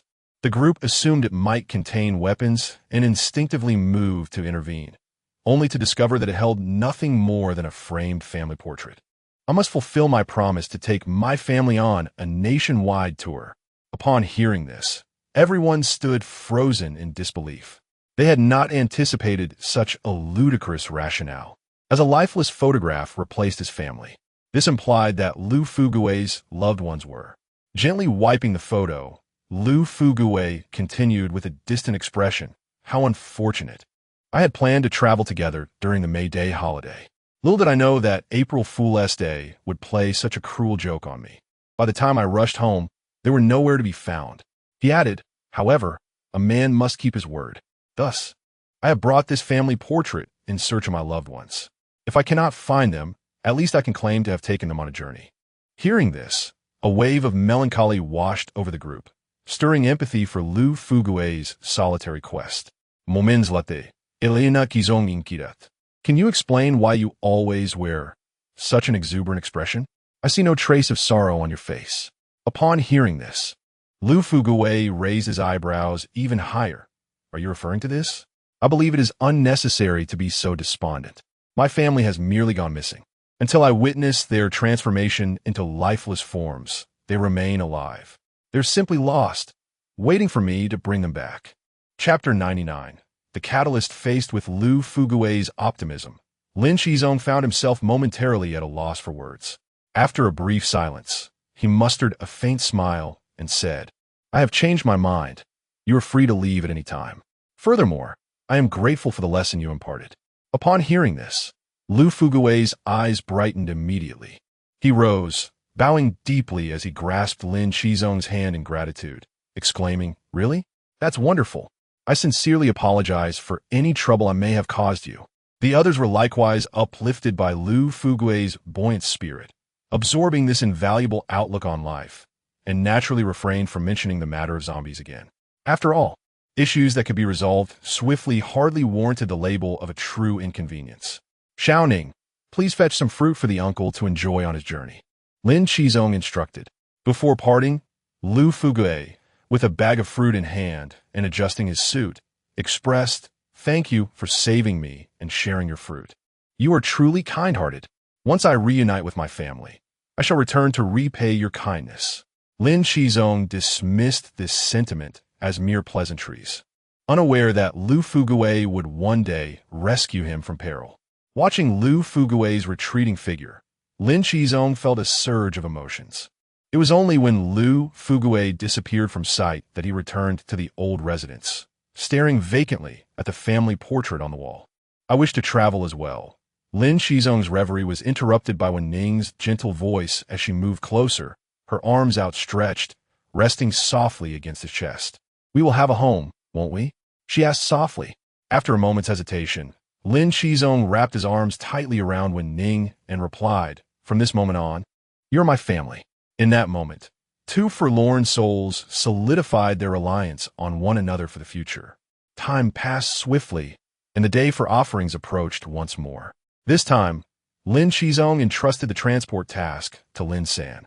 Confident that the previous encounter with the Hydra had not been adversarial and believing Lin San would manage without issues. In the interim, Lin Qizong made several trips to Old Zhang's farm, gathering all the fruits he could find. He also took the opportunity to visit the hydroelectric station, where he discovered the grim fate that had befallen Kaiji. The hydroelectric station was devoid of any living souls, littered only with the bodies of those transformed into zombies and the remnants of battle. It became evident that the notion of uniting to overthrow the Hydra was no longer feasible. It was time to consider aligning with Chinjuchi.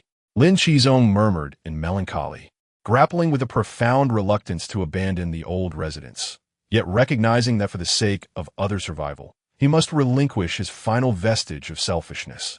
Upon returning to the camp, Lin Qizong, in low spirits, convened a meeting to solicit the group's opinions on the prospect of allying with Chinjuchi.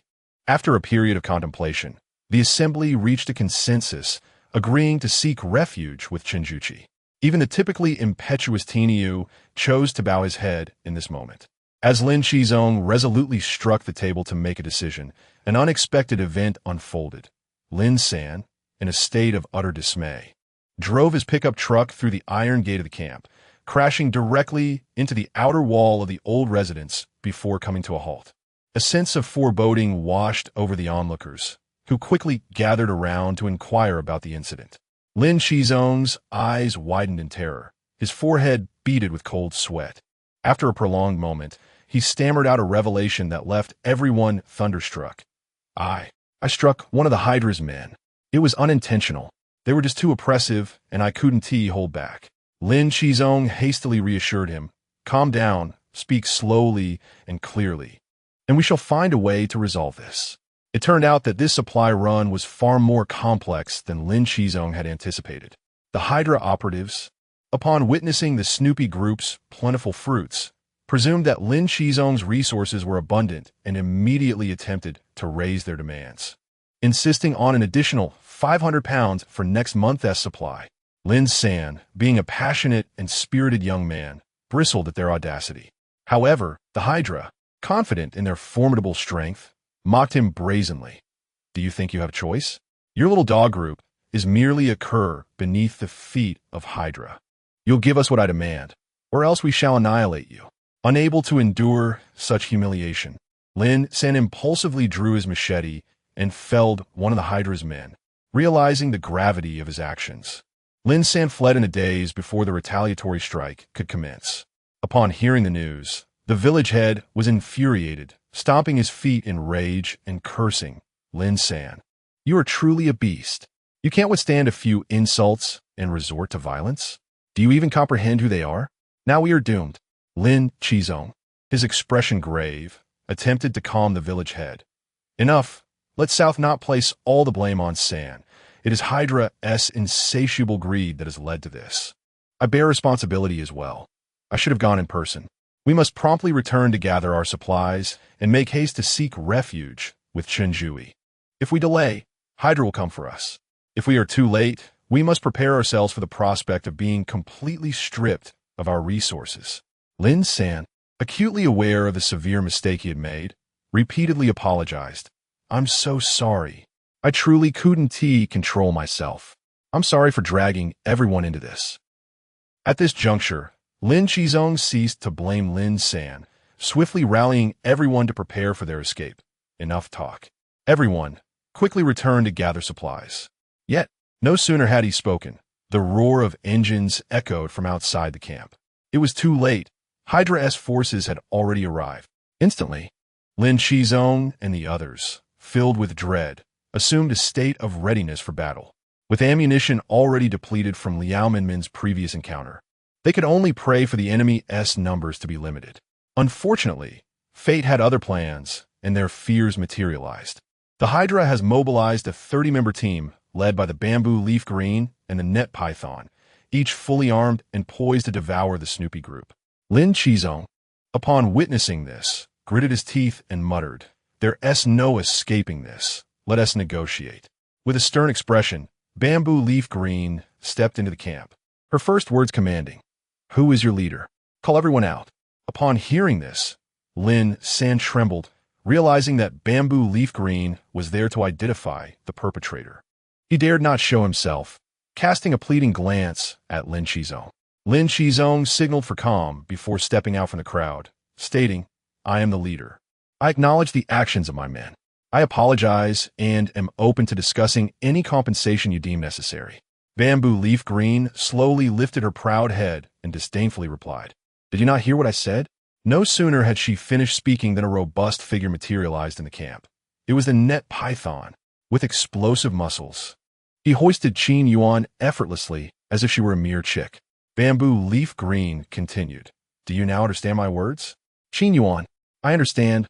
Please set her down, and we can discuss matters amicably." Lin Qizong responded nervously.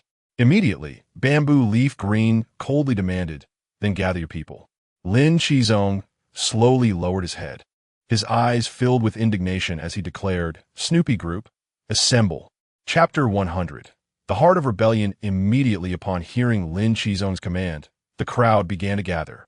Lin San struggled internally for a considerable time before slowly dragging his heavy steps to stand beside Lin Qizong. At that moment, Lin San's eyes were moist, yet his expression was resolutely determined. "I am the one responsible. It has nothing to do with anyone else. You may do as you wish. Whether to kill or to maim, just do not harm the others." Upon hearing this, the crowd was taken aback by Lin San's confession. They had anticipated that the Hydra would treat Lin San leniently due to his honesty, but instead, Zweiking remained cold and unyielding. "Are you trying to instruct me on how to carry out my duties?" Lin Qizong attempted to defend Lin San, but before he could utter a word, Zweiking delivered a swift kick that caught him completely off guard, sending him flying backward. Seeing this, Liang Rue could no longer contain his fury, electricity crackling around him. "Ahoy!" Lin Qizong quickly shouted, then slowly rose to his feet, wiping the blood from his mouth as he continued, "I am fine. Do not act impulsively." After calming Liang Rue, Lin Qizong fixed his gaze on Zweiking and inquired, "How do you intend to resolve this?" Zweiking was quite pleased with Lin Qizong's silent compliance to her scorn. She casually replied, "How to resolve it? Your people have indeed been rather ruthless, having killed someone. If I do not ensure that he pays for his life today, how can I justify this to my loyal followers?" The crowd gasped in shock. Zweiking was indeed demanding a life. However, Lin Qizong was not one to sit idly by. He began to negotiate. Wait. I believe there are more favorable forms of compensation. I can provide a vast amount of resources, and anything you desire from my side can be taken. It need not involve a life." Zweiking scoffed derisively as she waited for Lin Qizong to finish speaking. Just as his last word fell, she launched another kick. This time, Lin Qizong managed to block it with his hand, but Zweiking increased her force and growled, "I told you not to instruct me." Feeling the terrifying power of Zweiking, Lin Qizong ignited with an inner fire. In a battle of strength, Zweiking was naturally not his match. However, he nearly overlooked the presence of an overwhelming force capable of overpowering all. The reticulated python had yet to make its move. At that moment, the reticulated python carelessly tossed aside Qin Yuan and charged towards Lin Qizong, shouting, "It is far more entertaining to torment the evolved." Simultaneously, Liang Rue rushed forward in an attempt to block the python's sneak attack. However, The alert python struck him with a formidable blow, sending him flying several dozen meters before crashing through two walls. The force was unprecedentedly powerful. Liang Rui was left in disarray from the strike, unable to recover in the short term. With Liang Rui out of the way, the reticulated python directed its onslaught straight at Lin Qizong. Faced with this dual threat, Lin Qizong could only retreat swiftly to evade their assault. Yet, the reticulated python relentlessly pursued him. Meanwhile, Zweiking was not idle either. She opened her vibrant red lips and released her signature toxic mist. Beside the retreating Qin Yuan, Qin Baiji, who had previously treated Lin Qizong for this toxic mist, was acutely aware of its detrimental effects on ordinary individuals. He shouted urgently, "Run! Don't inhale this poison. We cannot withstand it." Upon hearing this, the group promptly began to flee towards the rear of the camp, with the exception of Wen Ning, who stood frozen with a weapon in hand, seeking an opportunity to assist Lin Qizong. As Lin Qizong struggled with the reticulated python, he caught sight of Wen Ning still lingering. He called out, "Xiao Ning, you must leave. This toxin is extremely perilous." To which Wen Ning resolutely replied, "I will not go." Lin Qizong implored, "This is no jest. These foes possess formidable destructive power, and you cannot withstand them. Heed my words and do not act impulsively. Depart now, and I shall find you shortly." At that moment, the bamboo leaf green snake momentarily ceased releasing the toxic mist and coldly declared, "If you do not leave, then none of you shall escape. Team 4, what are you all dawdling for? Bring them back." The eager subordinates, upon receiving the command, promptly donned gas masks and sprang into action. "Dare you approach? Have you consulted me first?" Lin Qizong retorted, gathering flames in his hands, preparing to unleash a fiery fist to obstruct Team 4's advance. However, the reticulated python followed closely, taunting, "Do you intend to hinder me? Have you sought my permission?" Subsequently, a heavy blow landed on Lin Qizong's abdomen before he could react, instantly creating a deep indentation in his stomach. With a gasp, Lin Qizong collapsed to the ground, violently expelling blood, and his fiery punch was abruptly interrupted. This strike inflicted severe internal injuries upon him. As the toxic mist spread, the reticulated python donned a gas mask, clearly wary of the bamboo leaf green snake's venom. Despite its formidable physique, Lin Qizong, unable to evade the poisonous fumes, succumbed to paralysis once more. At this juncture, Liang Rui's return to the fray proved futile, as he too was swiftly incapacitated. Shortly after, Team 4 reappeared, escorting the captured individuals who had fled to the vegetable patch. To further torment the spirit of the Snoopy group and others, the bamboo leaf green snake retracted the mist, insisting that all must witness her execution. Consequently, Wen Ning, perilously close to the toxic cloud, miraculously remained unpoisoned. Subsequently, the members of the Snoopy group found themselves forced to kneel before the bamboo leaf green snake, who regarded the despondent and disheartened Wen Ning and her companions with a chilling smile, deriving immense satisfaction from their plight. She then addressed Lin San, who had been dragged from the crowd. "Soiled yourself. Where's the ferocity you displayed while taking lives?" At that moment, Lin San's trousers were indeed damp, his body trembling uncontrollably as he sensed the impending threat of death emanating from the bamboo leaf green snake. She began her psychological torment, proclaiming, "Just a bunch of insignificant pups, daring to provoke the mighty Hydra? Now, I shall make you aware of the consequences." With that, the bamboo leaf green snake seized a knife from a nearby subordinate and swung it towards Lin San's head. As a spurt of blood splattered across her face, Lin San's head was severed from his body. The round, swollen head rolled once upon the ground before coming to a halt, the bloodied body collapsing alongside it.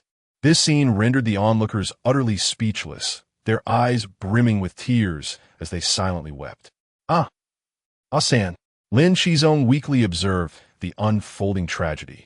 Utterly devoid of strength, anger intertwined with sorrow permeated the air, the very tableau that Zhu Yiqing had most desired to witness. The atmosphere has become fragrant, filled with an abundance of sorrowful essence. Zhu Yiqing closed her eyes, savoring the moment. She then proclaimed, "Well, The matter of retribution is now concluded. Next, we must address your violent resistance. The crowd gasped in disbelief. Is it not yet over? Fortunately, Zhu Yiqing would not need to claim more lives. Yet she had taken away all the food and weapons from the camp. Following this confrontation, the spirits of the people were severely crushed. After burying Lin San, their gazes converged upon Lin Qizong. He bowed his head in silence for a moment before abruptly lifting it, fire igniting in his eyes as he declared, "I shall not flee. I will avenge Lin San. Who will join me?" The crowd exchanged glances, then erupted in a chorus of furious shouts. "Yes, we will seek vengeance together." Zhu Yiqing, until her last breath, could never have anticipated that her meticulously crafted schemes would not only fail to shatter the resolve of the Snoopy group, but instead fortify their will to resist even further. Chapter 101. The rescue of Cage during a period of respite. The unexpected arrival of an old acquaintance resolved the issue of armaments. It was Duyu, who drove a small cargo truck, delivering a half-truckload of firearms and ammunition to Lin Qizong. Upon witnessing the pile of weapons, Lin Qizong exclaimed, "Duyu, where on earth did you procure such an arsenal?" Duyu replied nonchalantly, "I acquired them from the Hydra. Now, let us not delve into other matters. I am aware that you are preparing for war against Hydra, and I brought these specifically for you." Lin Qizong tilted his head, perplexed, and inquired, "How do you know so much?" Duyu responded, "I happened to pass by while you were fervently swearing your oaths. Considering I can't possibly utilize this cache of weapons myself, it would be prudent to enhance your chances of success." Lin Qizong sensed that Duyu had ulterior motives, and it was certainly not merely to bolster their odds of victory. He tentatively asked, "Is there any form of compensation you seek, or something else?" Duyu shook her head, saying, "As if you have anything worthwhile to repay me with. I simply request to accompany you when you confront Hydra." This remark left Lin Qizong feeling somewhat awkward, scratching the back of his head as he replied, "You have a point. Well then, having you join the battle is indeed a stroke of fortune." Subsequently, the group gathered in the old residence, feasting on the large sweet potatoes that had not been seized, while distributing the weapons. It must be said that Hydra was indeed formidable. Even their weaponry comprised military-grade rifles and grenades, thrilling everyone present. After the armaments were allocated, they reconvened to deliberate their strategy for the assault. Given the overwhelming strength of Hydra, a direct confrontation could only be deemed reckless, if not suicidal. Hence, cunning was essential. Fortunately, Duyu had previously infiltrated Hydra as community and possessed extensive knowledge of the terrain, including insights into the vulnerable points of their defenses. Her inclusion significantly elevated their chances of success. In the late hours of the night, having finalized their plan, the group resolutely armed themselves. The pickup truck and Duyu's cargo vehicle exited the camp, heading towards the villa district that housed the Hydra community. At the southern gate of the Hydra community, two sentinels wielding rifles were engaged in a boisterous conversation atop a platform. Suddenly, a figure descended silently behind them. It was Duyu, with a swift motion of her katana. She severed both their heads in one fell swoop. The sentinels did not even utter a sound before meeting their demise. Lin Qizong leaped onto the platform, astonished, and remarked to Duyu, "You seem to have grown stronger. Are you also an evolver?" Duyu wiped the blood from her blade with a handkerchief and replied, "I am unfamiliar with the term evolver, but my body has indeed undergone a remarkable transformation." A surge of excitement coursed through Lin Qizong, prompting him to ask, "Becoming stronger is the first stage of being an evolver. Do you possess any other peculiar abilities? Perhaps like mine?" As he spoke, Lin Qizong opened his palm, and a flicker of flame erupted forth. Duyu squinted at the flames and replied, "Yes, but it's quite different from yours." No sooner had the words left her lips than she vanished into thin air. "I am here." Duyu had somehow appeared behind Lin Qizong, patting him on the shoulder as she spoke. Lin Qizong felt a jolt of unease and stammered, "When did you arrive? I didn't notice you at all." As Duyu descended from the high platform and entered the community, she explained, "This is my ability. It allows me to slow the passage of time. When I activate it, everything and everyone around me appears to move at an excruciatingly slow pace, nearly coming to a standstill. These words elicited gasps of astonishment from the crowd. A master of time management. I wish I could have that power. Then I could. Ahem, enough. What time is it to be indulging in such fantasies? Lin Qizong roused the daydreaming crowd. Subsequently, they followed Du Yu's lead, gradually delving deeper into the community. Having navigated past the patrolling guards without incident, they arrived at a villa garden at the center of the community. With a nod from Lin Qizong, the group split into two teams. One team would accompany him to rescue the Kaiji forces imprisoned, while the other would assist their comrades outside in diverting attention. Action. With Lin Qizong's command, both teams swiftly moved in opposite directions. Tasked with the rescue were those familiar with the Kaiji forces, led by Lin Qizong. He quietly instructed, "Stay close and prioritize your safety in emergencies. The moment we hear gunfire, we charge into the prison to rescue our people." Moments later, they found themselves beside the prison, concealing their figures against the wall. They awaited the signal of gunfire. After taking a few deep breaths, the distant sound of gunfire echoed as expected. Without a moment's hesitation, Lin Qizong and his team surged towards the prison. Upon reaching the entrance, they encountered startled guards rushing out, alarmed by the gunfire. However, before they could react, Wen Ning and Shunzi swiftly subdued them with a hail of bullets. As the gunfire intensified and the atmosphere grew chaotic, Lin Qizong urged, "Quick, rescue the captives and then support our comrades at the front lines." Once inside the prison, they dealt with the last 3 guards and successfully reached the holding area. Lin Qizong, employing sheer strength, dismantled the iron cells and addressed the prisoners. "I am here to confront the Hydra. Those willing to fight can collect weapons from my team. If you fear combat, then use every ounce of strength to escape." Initially, the captives exchanged uncertain glances, unsure of how to respond. But upon releasing the Kaiji forces, their pent-up resentment ignited, and they joined the fray with weapons in hand. This act awakened the spirit of rebellion among the others. Subsequently, Lin Qizong dismantled all the cells containing inmates, and, at the execution area, found Kaiji, bloodied and shrunk to a mere 4 feet tall. Although Cage was covered in wounds at that moment, his spirit remained relatively unscathed. Upon recognizing that his rescuer was Lin Qizong, he defiantly turned his head away, unwilling to meet the gaze of his former arch-nemesis in such a disheveled state. Lin Qizong, eschewing any sarcasm, adopted a serious demeanor and remarked, "I am not here to witness your misfortune, but rather to seek your assistance." This statement startled Cage, prompting him to turn back after a brief pause. Still maintaining his stubbornness, Cage retorted, "Fine, since you put it that way, I shall begrudgingly lend you my aid." Upon hearing this, Lin Qizong's lips curled into a charmingly mischievous smile. "Then I shall be in your debt." With that, Lin Qizong effortlessly severed the chains that bound Cage and handed him a machine gun, stating, "Use this for your protection until your strength returns." Cage stretched his limbs and scoffed, "I do not accept orders from anyone. Nevertheless, I shall use this for the time being. I intend to raid their armory and reclaim my black blade."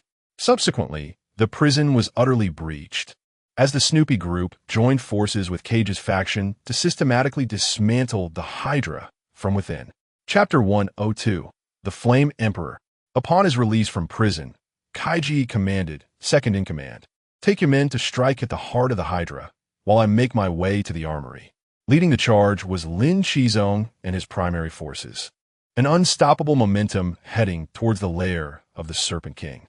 The minor adversaries encountered along the way were utterly no match, unable to hinder the advance for even a moment. As more and more imprisoned individuals joined the ranks of the resistance, chaos erupted within the community. A faction sought to accompany Lin Qizong in vanquishing the Hydra, while another, armed with weapons, yearned for immediate escape. Fortunately, it was these very escapees, in their frantic dash through the community, who effectively drew the attention of the Hydra, thereby creating more favorable conditions for Lin Qizong's assault. Outside the community, the Qin family, along with the village chief and old Zhang, 4 individuals ill-suited for combat, drove a pickup truck equipped with a heavy machine gun into the fray. The maneuverability of the truck, combined with the firepower of the machine gun, left no Hydra forces unscathed in their wake. In the main battlefield, Lin Qizong and Liang Rui's teams successfully converged. As Lin Qizong and Liang Rui unleashed torrents of fire and electricity to clear the path ahead, the core members of the Hydra finally revealed themselves. Among them was Liang Rui's old nemesis, the sharp-nosed Viper. With a grim expression fixed on the Viper, Liang Rui turned to Lin Qizong and said, "Zong, you lead the charge. This one is mine." Understanding the significance of Liang Rui's quest for vengeance, Lin Qizong offered a brief reminder before preparing to advance. However, before Lin Qizong could make a move, an unfamiliar voice echoed from behind the team. "You won't get past here." The group turned to find a figure standing atop a villa, arms crossed. It was none other than the sharp-nosed Viper's brother, the spear-headed Viper. With both Lin Qizong and Liang Rui preoccupied with their respective foes, the absence of an evolver leader rendered further advance ill-advised. Subsequently, the team organized their roles. Lin Qizong and Liang Rui would confront the two brother serpents, while the remaining comrades concealed themselves within the surrounding villas, poised to snipe the approaching Hydra minions. The battle was on the brink of eruption, with both sides unleashing their full might, seeking a swift resolution in the first round of combat. The spear-headed Viper, true to his name, assumed a horse stance and adopted a striking posture, his hands darting like venomous snakes before his chest. Seizing an opening, he lunged toward Lin Qizong with a fierce jab. Unfazed, Lin Qizong concentrated his high-temperature energy into a powerful punch.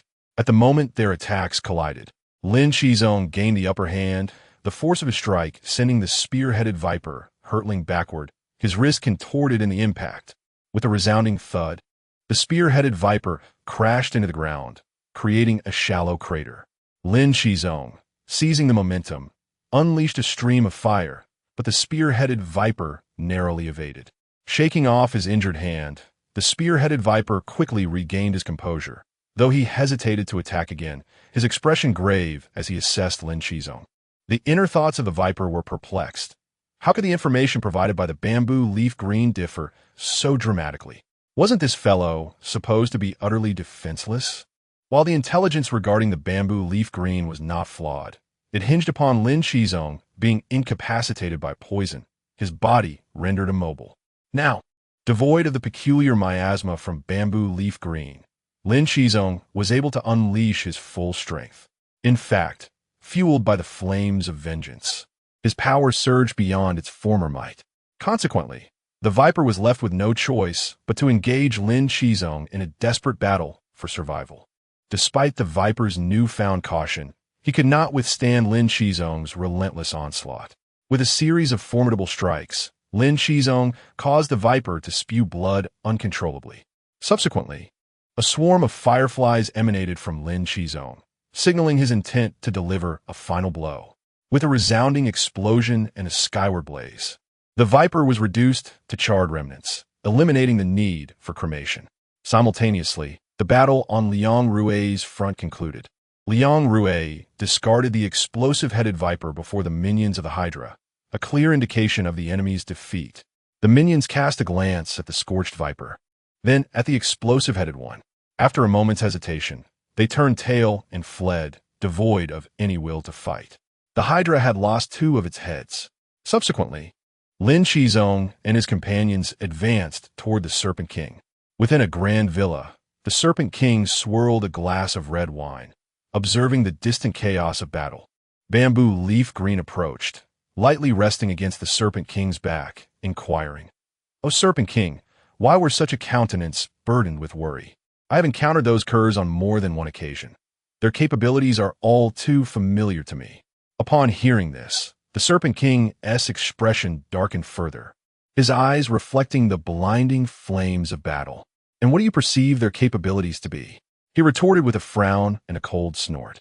Bamboo Leaf Green, taken aback by the Serpent King's tone, quickly lifted her gaze to follow his line of sight. In the next moment, her pupils quivered as she stammered, This cannot be." Where their gazes met, a fireball nearly 100 meters in diameter ascended into the sky. It was Lin Qizong, cradling a sun-like fireball, his eyes ablaze as he directed his gaze towards the Serpent King, a wicked smile gracing his lips. "If I extinguish your lair, will you finally reveal yourself?" Emperor of Flames. With that, Lin Qizong swung his hand, sending the colossal fireball hurtling towards the Serpent King's position. The moment the fireball struck the ground, it unleashed a seismic tremor accompanied by a thunderous roar. Instantly, a radius of 100 meters around the Serpent King's villa was engulfed, transforming the area into a wasteland of charred ruins, all aglow with flickering embers. Minutes later, as Lin Qizong and his companions surveyed the devastation, the Serpent King and Bamboo Leaf Green emerged from the depths of the earth. Lin Qizong immediately sensed the Serpent King's oppressive aura and instinctively approached him. When their eyes met, an intense hatred ignited in both their gazes. The Serpent King's vertical pupils fixated on Lin Qizong, his voice icy as he spoke. "I never anticipated that there were such hidden talents in Huaqing. Your prowess truly exceeds my expectations. I have a penchant for recruiting the strong, yet you have slain too many of my subordinates today. How can we quell the fury of the nine-headed serpent if you remain alive?" Lin Qizong replied with a cold smile. "Indeed, I have taken the lives of your men, an act that is unforgivable. However, you too have slain my brothers, and I am equally inclined to offer a few of your heads as a tribute to honor them." Arrogant, the Serpent King bellowed, immediately launching his assault. Suddenly, from beneath his feet, a multitude of serpents, black as pitch, surged forth, writhing and slithering towards Lin Qizong. Not daring to underestimate these sinister black snakes, Lin Qizong raised his hand, conjuring a wall of fire before him. The serpents, unable to withstand the intense heat, were instantaneously vaporized into wisps of black smoke upon contact with the flames. Then, Lin Qizong commenced his counterattack. From a firewall, several lion heads began to coalesce, roaring as they charged towards the Serpent King. Yet, the Serpent King was no pushover. Facing the onslaught of the fiery lion heads, he retaliated with both fists, adopting a defensive stance while disregarding the damage inflicted upon him by the flames that scattered from the shattered lion heads. The clash of these formidable forces astonished Zweiking, who had not expected Lin Qizong to exhibit such ferocity while unpoisoned. He felt fortunate that he had released his toxic mist in a timely manner. Otherwise, he would have perished under Lin Qizong's overwhelming aggression. Subsequently, Zweiking sought to employ the same tactic, intending to release more toxic mist to regain control of the situation. However, just as he opened his mouth, a bolt of heavenly lightning split the night sky, striking him directly. Chapter 103. The eight-headed serpent Liang Rui made his move, striking Ziliyuking with such force that his body was left battered and bruised. "I have been watching you for quite some time. This time, do not think you can escape unscathed." Ziliyuking trembled, casting a furious glare at Liang Rui, muttering through clenched teeth, another evolved being wielding the power of nature. The destructive force is overwhelming. With that, he grimaced against the pain coursing through his body and turned to flee. Liang Rui's destructive prowess was beyond what he could withstand. He could only maneuver cautiously, waiting for an opportunity. Just as Liang Rui prepared to pursue, a colossal figure descended from the sky, crashing down before him. It was the formidable reticulated python, brimming with explosive power. Reluctantly, Liang Rui was compelled to face this more imposing adversary. Thus began the clash between the forces of nature and explosive might. Simultaneously, Lin Qizong and the Serpent King were locked in a fierce struggle, the collision of their abilities generating unrelenting shockwaves. After exchanging a series of blows, both were knocked back several dozen meters, panting as they exchanged glances, instinctively taking a moment to recover. Although the Serpent King bore numerous wounds, his expression remained spirited and lively. "How can someone like you be content to linger in a small village, tending to vegetables?" Lin Qizong scoffed. The Serpent King's countenance shifted slightly, his voice turning cold as he retorted, "Your strength indeed matches your sharp tongue, but regrettably, this level is still far beneath my prowess. Shadow Serpent Strike." With that, the Serpent King's arms morphed into two stout venomous serpents, baring their razor-sharp fangs as they lunged at Lin Qizong. Clenching his fists, Lin Qizong unleashed a fiery stream to intercept them. In an instant, the two serpents were reduced to ashes, yet the Serpent King's assault was far from feeble. The ashes coalesced rapidly in the air, reforming into an even larger serpent that charged at Lin Qizong with its gaping maw agape. By heavens! The monstrous python! Lin Qizong's exclamation was cut short as he was swallowed whole by the ash-gray serpent. Immediately, the serpent's abdomen constricted powerfully, as if intent on crushing Lin Qizong within. As the ash-gray serpent tightened its grip, its belly contorted grotesquely, revealing no signs of struggle whatsoever. Is this all you have? The Serpent King observed the serpent's still abdomen, convinced that Lin Qizong had been pulverized, and turned to survey the battlefield as a victor. However, before he could take a second step, he sensed a tremendous pressure approaching from behind. In the next moment, the ash-gray serpent let out a pained howl, repeatedly ramming its head against its own belly. Then, from the Serpent King's twitching eyes, crimson fissures began to emerge on the serpent's abdomen. With a thunderous bang, a plume of intense flames erupted from the ash-gray serpent's belly. Undoubtedly, it was Lin Qizong. As the ash-gray serpent collapsed, it disintegrated into ash, scattering into the air. Lin Qizong, engulfed in flames, provocatively declared, "I never said you could leave." The Serpent King's face suddenly contorted with intense fury, the muscles in his cheeks twitching uncontrollably. At that moment, a roar echoed from not far away. This voice was familiar to both Lin Qizong and the Serpent King. It was Cage. Cage had reclaimed his formidable battle axe and transformed back into his towering, robust form. Upon spotting the Serpent King, a fiery determination ignited in Cage's eyes as he leapt high into the air, wielding his axe to deliver a decisive guillotine strike upon the Serpent King. To everyone's astonishment, despite clearly perceiving Cage's impending attack and possessing ample time to evade or defend himself, the Serpent King did nothing. He allowed Cage's guillotine strike to cleave him in half from head to toe. The two severed halves of his body collapsed to the ground, gushing forth a copious amount of blood, prompting Lin Qizong to furrow his brow in disbelief. Is that it? A villain of such high caliber should not be so easily defeated, Lin Qizong questioned, appearing rather dim-witted. Cage, resting the axe on his shoulder, replied smugly, "You actually fought him for so long? 3 days and nights? Only someone like you could manage to exchange blows for that long with such a weakling. You opportunist. What are you so proud of? If I hadn't drained his stamina significantly, you would have been crushed." "Fine, say that again. Do you dare to challenge me?" Lin Qizong and Cage were clearly at odds, their conversation escalating into a heated argument, hinting at a potential brawl. While the rebels believed their enemy had perished, the reticulated python, entangled with Liang Rue, exhibited no signs of surprise. In fact, it appeared unnaturally calm, a subtle smile playing at the corners of its mouth. "What are you laughing at, Lightning Slash?" Liang Rue retorted, irked that the python was distracted by the commotion elsewhere, feeling belittled in the process. Subsequently, Liang Rue summoned countless delicate arcs of electricity in his palm, forming a dazzling electric sphere, which he then hurled towards the reticulated python in a surprise attack. Though the python possessed immense strength, its agility was somewhat lacking. It was predictably struck by Liang Rue's lightning slash, leaving a deep, bone-exposing wound on its chest.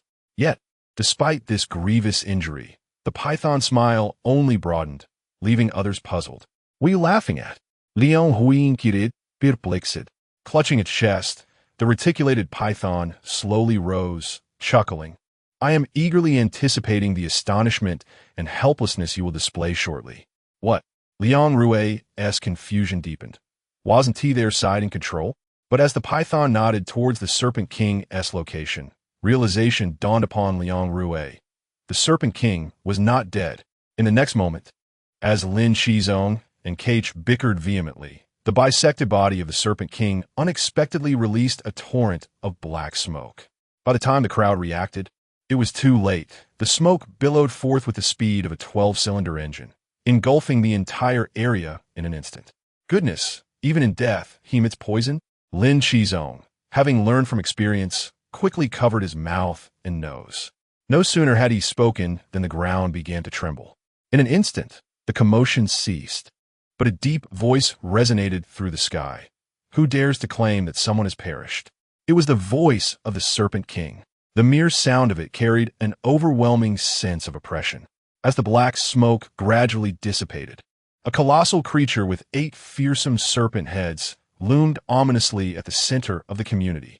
Unsurprisingly, this was the Serpent King, who was thought to be dead.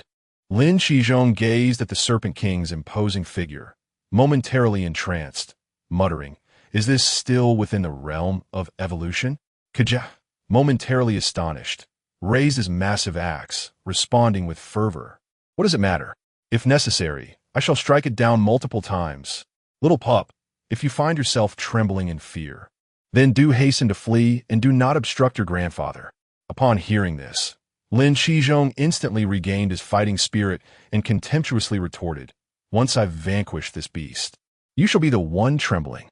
With that declaration, Lin Qizong leapt into action, unleashing a torrent of flames, while Kajia, not to be outdone, wielded his colossal axe to unleash several razor-like air blades. Yet, their grandiose assaults could barely scratch the Serpent King's hide. Chapter 104. I'm sorry. It's over. Upon their arrival, Lin Qizong and Kai Chi found themselves engulfed in shock. Lin Qizong remarked, "This defense is far more terrifying than the green tortoise." Then, the 8 heads of the Serpent King simultaneously lowered, fixating their gaze upon Lin Qizong and Kai Chi with a mocking tone, saying, "You two are rather impressive. Fewer than 10 have managed to force me into my Yamada no Orochi form. Naturally, none have survived in this state." As soon as the words left its mouths, the 8 serpent heads opened wide, and a dark purple energy began to coalesce within. Everyone retreat immediately. Lin Qizong sensed that this energy possessed the capacity to annihilate the world, and he urgently commanded the others to flee. No sooner had he spoken than the Serpent King's energy reached its peak. Instantly, 8 beams of energy shot forth like lasers. Fortunately, Lin Qizong and his companions had anticipated this and managed to evade the onslaught, albeit with considerable difficulty. However, the energy beams proved remarkably persistent, relentlessly pursuing Lin Qizong and Kai Chi. In an instant, wherever the beams struck, explosions erupted. The once thriving community was devastated in mere moments. Kai Chi, who relished straightforward confrontation, felt frustrated by the constant evasion. After cursing loudly, he brandished his massive axe and leaped high, intending to execute a decapitating strike. "You mutant worms, I'll silence you." This strike of Kai Chi's served only to attract the attention of Yamada no Orochi, with all 8 energy beams now directed at him. Despite the overwhelming force of Kai Chi's axe, he could not withstand the impact of the energy rays. The collision lasted but a moment before Kai Chi was engulfed by the cataclysmic energy beam. Boom! The energy density in the air reached a critical point, culminating in a grand explosion. Those on the ground, even those far from the epicenter, were violently thrown down by the shockwave. Amidst the billowing dust and chaos, a disheveled Lin Qizong anxiously scanned the surroundings, calling out, "Xiaoning, Xiaoning, where are you?" "I'm here," came the swift response from Wenning. However, the Serpent King, having traced the sound, coldly declared, "Found you, little ant. It's your turn now." Without turning back, Lin Qizong sensed the Serpent King gathering energy once more and shouted, "Retreat, Xiaoning. You lead everyone away." From the hazy front, Wenning's voice rang out defiantly, "If we're leaving, we leave together. If you don't go, I won't leave either. Now is not the time for stubbornness. Only I can buy you some time. Hurry, go. I won't boom." Before she could finish, several beams of dark purple light descended from above, as the Serpent King launched another attack. Yet, the target was not solely Lin Qizong, but also the location from which Wenning's voice emanated. In a moment of desperation, time seemed to freeze. It was Diu activating her powers, fully aware of the energy ray's devastating potential. Thus, during this brief pause, she endeavored to relocate as many individuals as possible, beginning with the nearest, Wenning. Following this, she successfully transported Wenning and the Shunlu siblings to a nearby ruin, dozens of meters away. Duyu's abilities had reached their limit, and time resumed its relentless march. Then, as the rays struck, several violent explosions erupted.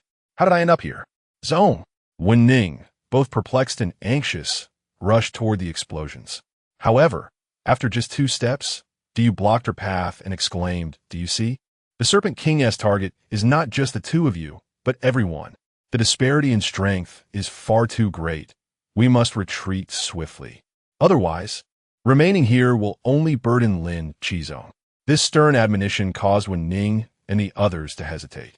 Yet, even as they recognized the dire situation, none wished to abandon Lin Qizong to flee. Wen Ning still clung to her stubbornness. But Du did not afford her the chance to speak. "I would not mind waiting until I regain my strength to drag you away." But before Wen Ning could finish her thought, a figure suddenly leapt from the billowing smoke, revealing Lin Qizong, engulfed in flames. Immediately thereafter, Lin Qizong glanced at Wen Ning and the others, then bellowed. The flames around him surged, vaguely coalescing into the shape of a dragon. Witnessing Lin Qizong's fierce determination, the group gradually relaxed their tense hearts. Soon, Lin Qizong's flames intensified, and the dragon's form became increasingly distinct. Meanwhile, the Serpent King observed Lin Qizong's buildup of power with great interest, refraining from launching an immediate attack, seemingly unconcerned by Lin Qizong's impending strike. After a moment, a jagged fire dragon was fully formed. Subsequently, as if possessing its own will, the fire dragon unleashed a series of furious roars directed at the Serpent King. "Ha! Merely a grain of rice. Come forth," the Serpent King taunted. Inside the head of the fire dragon, Lin Qizong gritted his teeth, bellowed, and clenched his fist, propelling the fire dragon toward the Serpent King at breakneck speed. The Serpent King also gathered his energy, preparing to confront Lin Qizong's ferocious fire dragon head-on. 2 years after the outbreak of the zombie virus, in the village of Hualin, a small girl stumbled over to Lin Qizong, her voice sweet and innocent. "Daddy, Mommy said the sweet potatoes you roasted are delicious, and she wants another one." "All right, just a moment, my little darling. The sweet potato will be ready soon." Lin Qizong scooped up his and Wen Ning's daughter in one arm and retrieved a charred sweet potato from the glowing embers with the other. Making his way toward the old house,